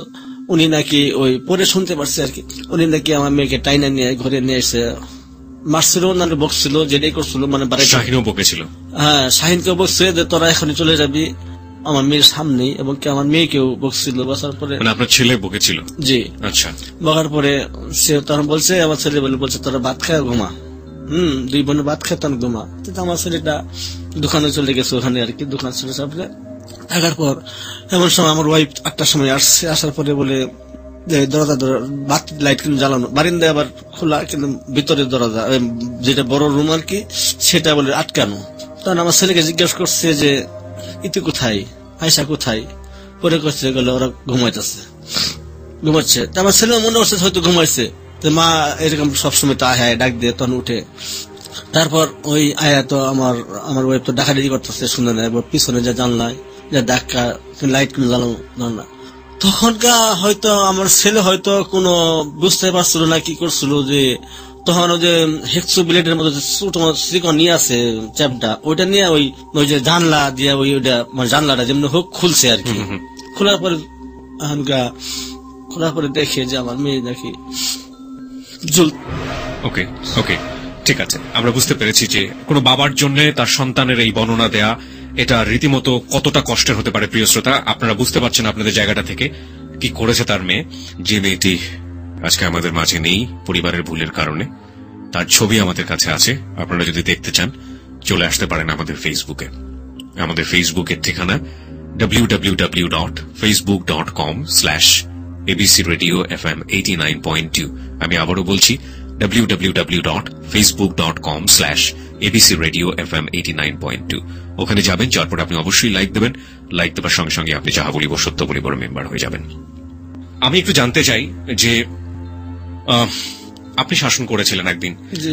আমাদের সমাজে সাধারণত বাবা তার সন্তানের গায়ে হাত তোলা মানে একটা ভয়াবহ রকমের একটা কিছু। 1, 2 নাম্বার যেটা হচ্ছে মা শাসন করতেন এই ব্যাপারটা নিয়ে। কি করতেন তিনি? মা মানে ইতির মা সন্তানের শাসনটা কিভাবে করতেন যখন শাইনের ব্যাপারটা? গালিগালাজ করতো, অনেক গালিগালাজ করতো, মানে অনেক গালিগালাজ করতো এবং বকাঝকা দিত, অনেক বকা দিত, অনেক ভাষা দিয়ে বকা দিত আর কি। খুব বেশি গালিগালাজ করতো, বকা দিত। আপনি একদিন গায়ে হাত তুললেন এবং আপনার ছেলে, যে আপনার পরের অভিভাবক বলা যেতে পারে পরিবারে, সে গিয়ে শাহিনকে শাসাতো এবং আপনার মেয়েকেও, যদিও সে বয়সে বড় ছিল, তারপরেও বোধহয় বকাবকি করতো, রাইট? হ্যাঁ, আমার ছেলে বয়সে বড়। আপনার ছেলে বয়সে বড় ছিল, তার মানে সে কখনো ইতির গায়ে হাত তুলতো না, হাত তুলে নাই, কিন্তু ওই বকাবকি করতো। এবং সেদিন বলে সেদিনকে যেদিন ঘটনা করছে সেদিন বলে খালি টাইনে নিয়েছে দুতলা থেকে তাকে, আমার মেয়েকে আর কি, ওনাকে বইকে শাহিনকে ধমক দিয়ে বইকে তারপর টাইনে নিয়ে আসছে। টাইনে নিয়ে আসার পরে ওখানে আমার মনে হয় মারছিল, মনে হয়, কারণ মানে পরিবারের কোন সদস্যের কাছ থেকে সে কোনো ভালো ধরনের সাপোর্ট বা কাউন্সিলিং কোনো কিছু পায়নি? জি না। আপনি একটু কন্ট্রোল রাখুন প্লিজ আপনাকে। আমি প্রিয় শ্রোতা আর কোন এক্সপ্লেইনে যেতে চাই না এই ব্যাপারটা নিয়ে, কারণ আমি জানি আমার যে গেস্ট তার অবস্থা খারাপ হয়ে যাবে। আমি শুধু আপনাকে বলতে চাই, please try to understand the situation. এবং এটা শুধুমাত্র আজকে আক্তারের জীবনের ঘটনা নয়, আমি বিলিভ করি বাংলাদেশের প্রত্যন্ত অঞ্চলে এই যে কিশোর কিশোরী যারা বড় হচ্ছে তাদেরকে উপযুক্তভাবে বড় না করাতে এরকম সম্ভাবনাময় প্রাণ অকারণে অকাতরে অনেক সময় ঝরে যায়। আমরা শুধু সামনে একজন আক্তারকে প্রেজেন্ট করে বলতে চেয়েছি আপনার চারপাশে বা আপনার জীবনে যেন এমন ঘটনা না ঘটে। সেটার জন্য কি করতে হবে সেটা পুরো যে অপ্রিয় সত্যটা আজকে এখানে প্রকাশ পাচ্ছে সেটা শুনলে আপনি নিশ্চয়ই নিজের জায়গা থেকে বুঝতে পারবেন। তারপর কি হলো? তারপর মেডিকেলতে নিয়ে আসলাম। নিয়ে আসার পরে ওই আমার যে খোকন ভাই ওরা আসলো, আবার জামান ভাই আসলো। ওদের আসার পরে মনে করেন হয়তো থানা পুলিশ হইতো আর কি। তারপর ওনার এলাকার মানুষ এবং মানবাধিকারের সদস্য তারা, জি, ওনারা অ্যাম্বুলেন্স, ওনার হাসপাতালে মেডিকেল অ্যাম্বুলেন্স ছিল, অ্যাম্বুলেন্স ওনারা অ্যাম্বুলেন্সের সমস্ত দায়িত্ব নিল এবং ভাড়া ভরা সবকিছু নিল। নেওয়ার পর এখন ওই যে আমার যে বাড়িওয়ালা ওনাকে আমি ফোন দিছি, আমি মানে নিজেকে একটু সাবধান করে, ওই ভাইয়েরা যায় যখন আমাকে সান্ত্বনা দিল যে আপনি কি করবেন, রাখতে পারবেন না, আল্লাহর জিনিস আল্লাহ নিয়ে গেছে এইভাবে। কিন্তু আমি কিন্তু আমাকে কোন কন্ট্রোল রাখার আমি চেষ্টা করতেছি, আমাকে দোয়া করেন। কিন্তু আমি কন্ট্রোল রাখতে হবে আপনাকে, নইলে আজকে আমি বলি আপনাকে, আপনি যদি এখানে এসে পুরোটা বলতে না পারেন তাহলে অনেক বাবা মা আছে যারা আপনার মতো করে ভুল করবে। আমি চাই না তারা কেউ ভুলটা করুক, এই জন্য আপনাকে কন্ট্রোলে রেখে বলতে হবে। তারপরে ওই যে ভাইয়েরা আসলো, মানবাধিকার কমিশনের সদস্যরা আসলো ভাইয়েরা, তারপরে আর ঝামেলা হয় নাই এবং কি করে নাই ওই আপনার পোস্টমর্টমে কোনো কিছু হয়নি।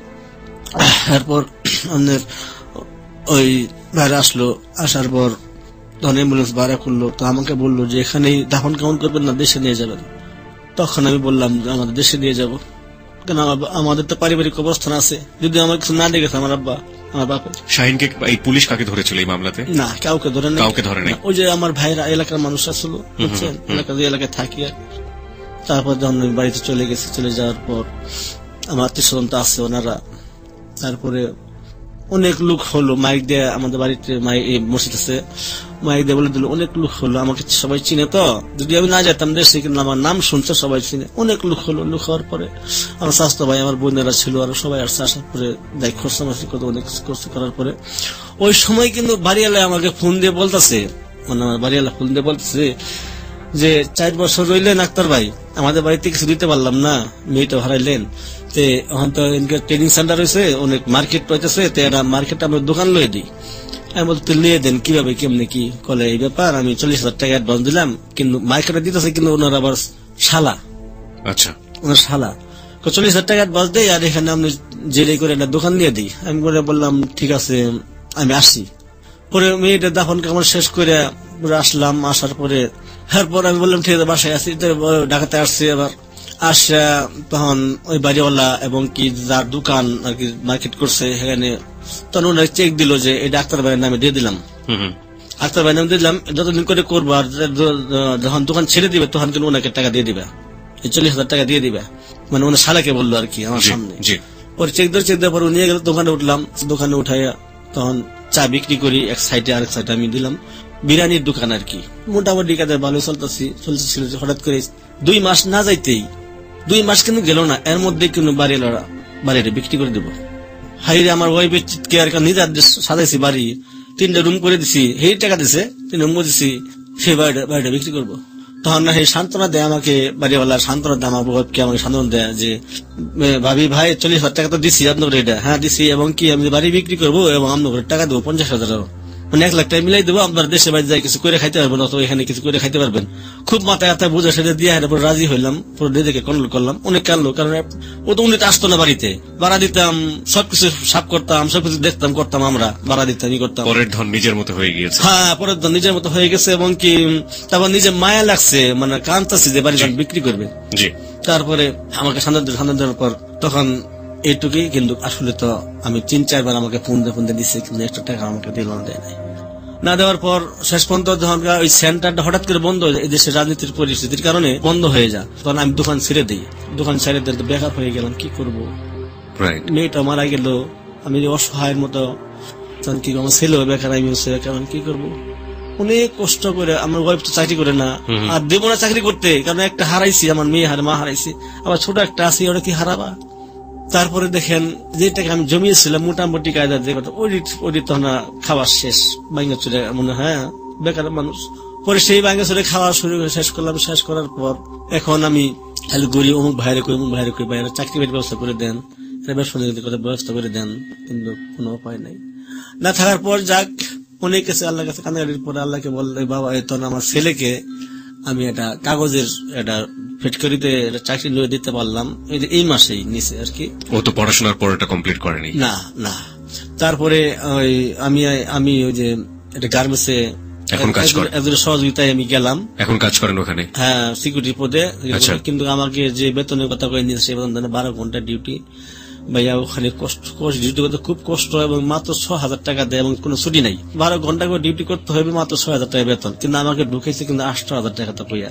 তাই আমি বলছিলাম যে ওভাবে সংসার যখন তাহলে আমি করবো 8,000 টাকা 12 ঘন্টা ডিউটি ছুটি যাতে কি করবো, কিন্তু সম্ভব হচ্ছে না ভাইয়া আমার।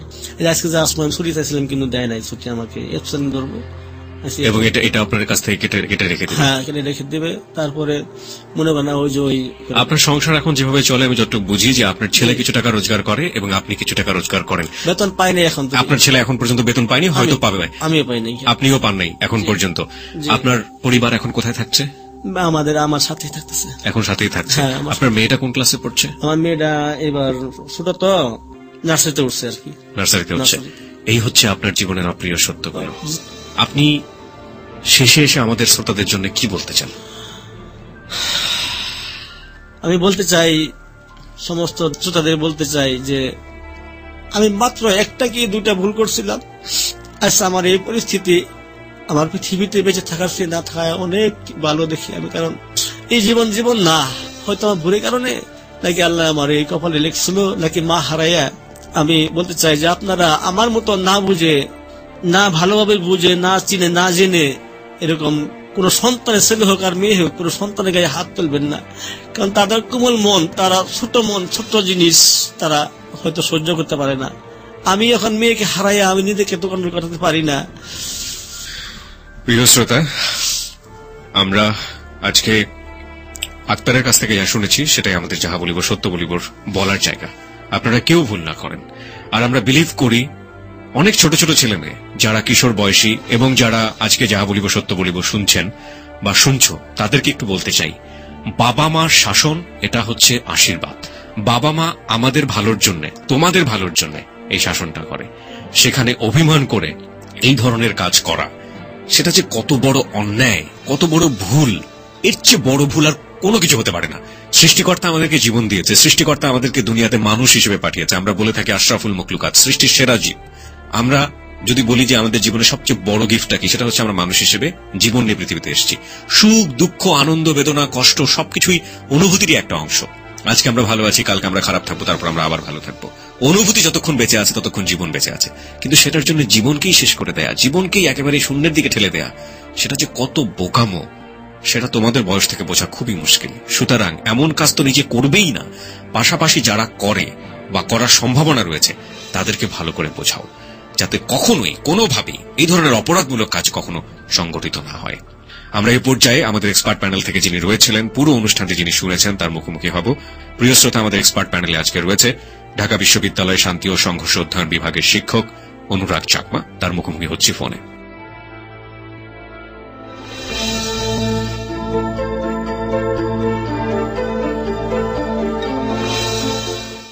অনুরাগ চাকমা, আপনার কি বলার আছে? আপনি তো শুনলেন আক্তার হোসেনের যে লাইফটা, এই গল্পটা শুনে আমার কাছে মনে হয়েছে আমরা যারা সমাজ বিজ্ঞানের স্টুডেন্ট, আমরা যারা সমাজের বিভিন্ন প্রবলেম নিয়ে স্টাডি করি, রিসার্চ করি, আমাদের বক্তব্য হচ্ছে প্রত্যেকটা শিশুর বিকাশের পথে হচ্ছে পরিবারের ভূমিকাটা সবচাইতে ইম্পর্টেন্ট। একটা বাচ্চাকে যখন এভাবে নির্যাতন করা হয় তখন কিন্তু তার ভিতরে একটা রিয়েকশন আছে, এবং যখন এই রিয়েকশনটা আসে তখন হচ্ছে সে বিভিন্ন ধরনের মানে সিদ্ধান্ত নেয়।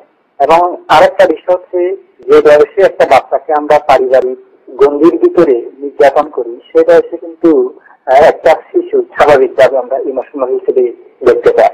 তো সেজন্য আমার কাছে মনে হয়েছে তার ক্ষেত্রে পারিবারিক নির্যাতনটা একটা ভূমিকা পালন করেছে। আরেকটা বিষয় যে সমাজের একটা ভূমিকা আমি দেখতে পেলাম। সমাজের ভূমিকাটা হচ্ছে আমরা দেখতে পেয়েছি আমরা সমাজের কিছু মানুষ যারা আমরা মস্তিষ্ক সম্পন্ন, যারা আমরা বিভিন্ন ধরনের ক্রিমিনাল অ্যাক্টিভিটির সাথে ইনভলভ, আমরা তাকে উৎসাহিত করলাম যে ভাই আপনি এই কাজ করেন না, ক্রিমিনাল লাইফে চলে আসেন, যে ধরনের চিন্তায় চুরি ডাকাতি করলে আপনি প্রচুর টাকা পয়সা পেতে পারবেন। এই যে একটা তাকে এনকারেজমেন্ট করা, তো এটি কিন্তু সমাজে যারা করেছে আমি বলবো তাদের একটা বিশাল অপরাধ। জি, পরিবার এবং সমাজের একটা বড় ধরনের ভূমিকা ছিল আক্তারের জীবনের এই ধরনের ঘটনার ক্ষেত্রে। এবং একইভাবে আপনি নিশ্চয়ই শুনেছেন যে আক্তারের যে মেয়ে ছিল তার প্রতি আক্তারের যে শাসন ছিল সেটা কিন্তু শেষ পর্যন্ত আমরা দেখলাম যে তার যে মেয়ে ইতি, বড় মেয়ে, মার মতো স্নেহ করতো তাকে সে, এবং সেও কিন্তু ফাঁসি নিয়ে মারা গেল। এখানে হচ্ছে আমাদের বাংলাদেশে ইভেন এখন অনেক জায়গাতে কিন্তু এই যে সুইসাইড ক্রাইমটা ধীরে ধীরে বেড়ে যাচ্ছে। সুইসাইড হওয়ার পিছনে অনেকগুলো কারণ মানে আছে যেগুলো আমরা এক্সপ্লেন করার চেষ্টা করি, যেগুলো নিয়ে অনেক রিসার্চ হয়েছে। তো আমাদের বাংলাদেশের প্রেক্ষাপট আমি যেটাকে সোজা ভাষায় বলবো যে আমাদের কিছু মানুষ সমাজে আছে যারা জন্মগতভাবে খুবই আবেগপ্রবণ, এবং যে সমস্ত মানুষগুলো তাদের আবেগকে কন্ট্রোল করতে পারে না তারা কিন্তু সুইসাইড করে। এবং যে সিগমন্ড ফ্রয়েডের যে থিওরিটা, ওই থিওরিকে কিন্তু স্পষ্ট করে বলে দেওয়া হয়েছে যে সাইকোলজিক্যাল স্কুল অফ থট। সেখানে বলা হচ্ছে যে একটা মানুষের ভিতরে দুটো ইনস্টিংক্ট কাজ করে, একটা হচ্ছে লাইফ ইনস্টিংক্ট আর একটা হচ্ছে প্রেড ইনস্টিংক্ট। তো যে মানুষটার জীবনে লাইফ ইনস্টিংক্টের চেয়ে ইনস্টিংক্টটা খুবই পাওয়ারফুল হয়ে মানে কাজ করে, সেই মানুষটা কিন্তু সুইসাইড করার মতো একটা প্রবণতা নিয়ে থাকে। তো সেটা একটা বিষয়।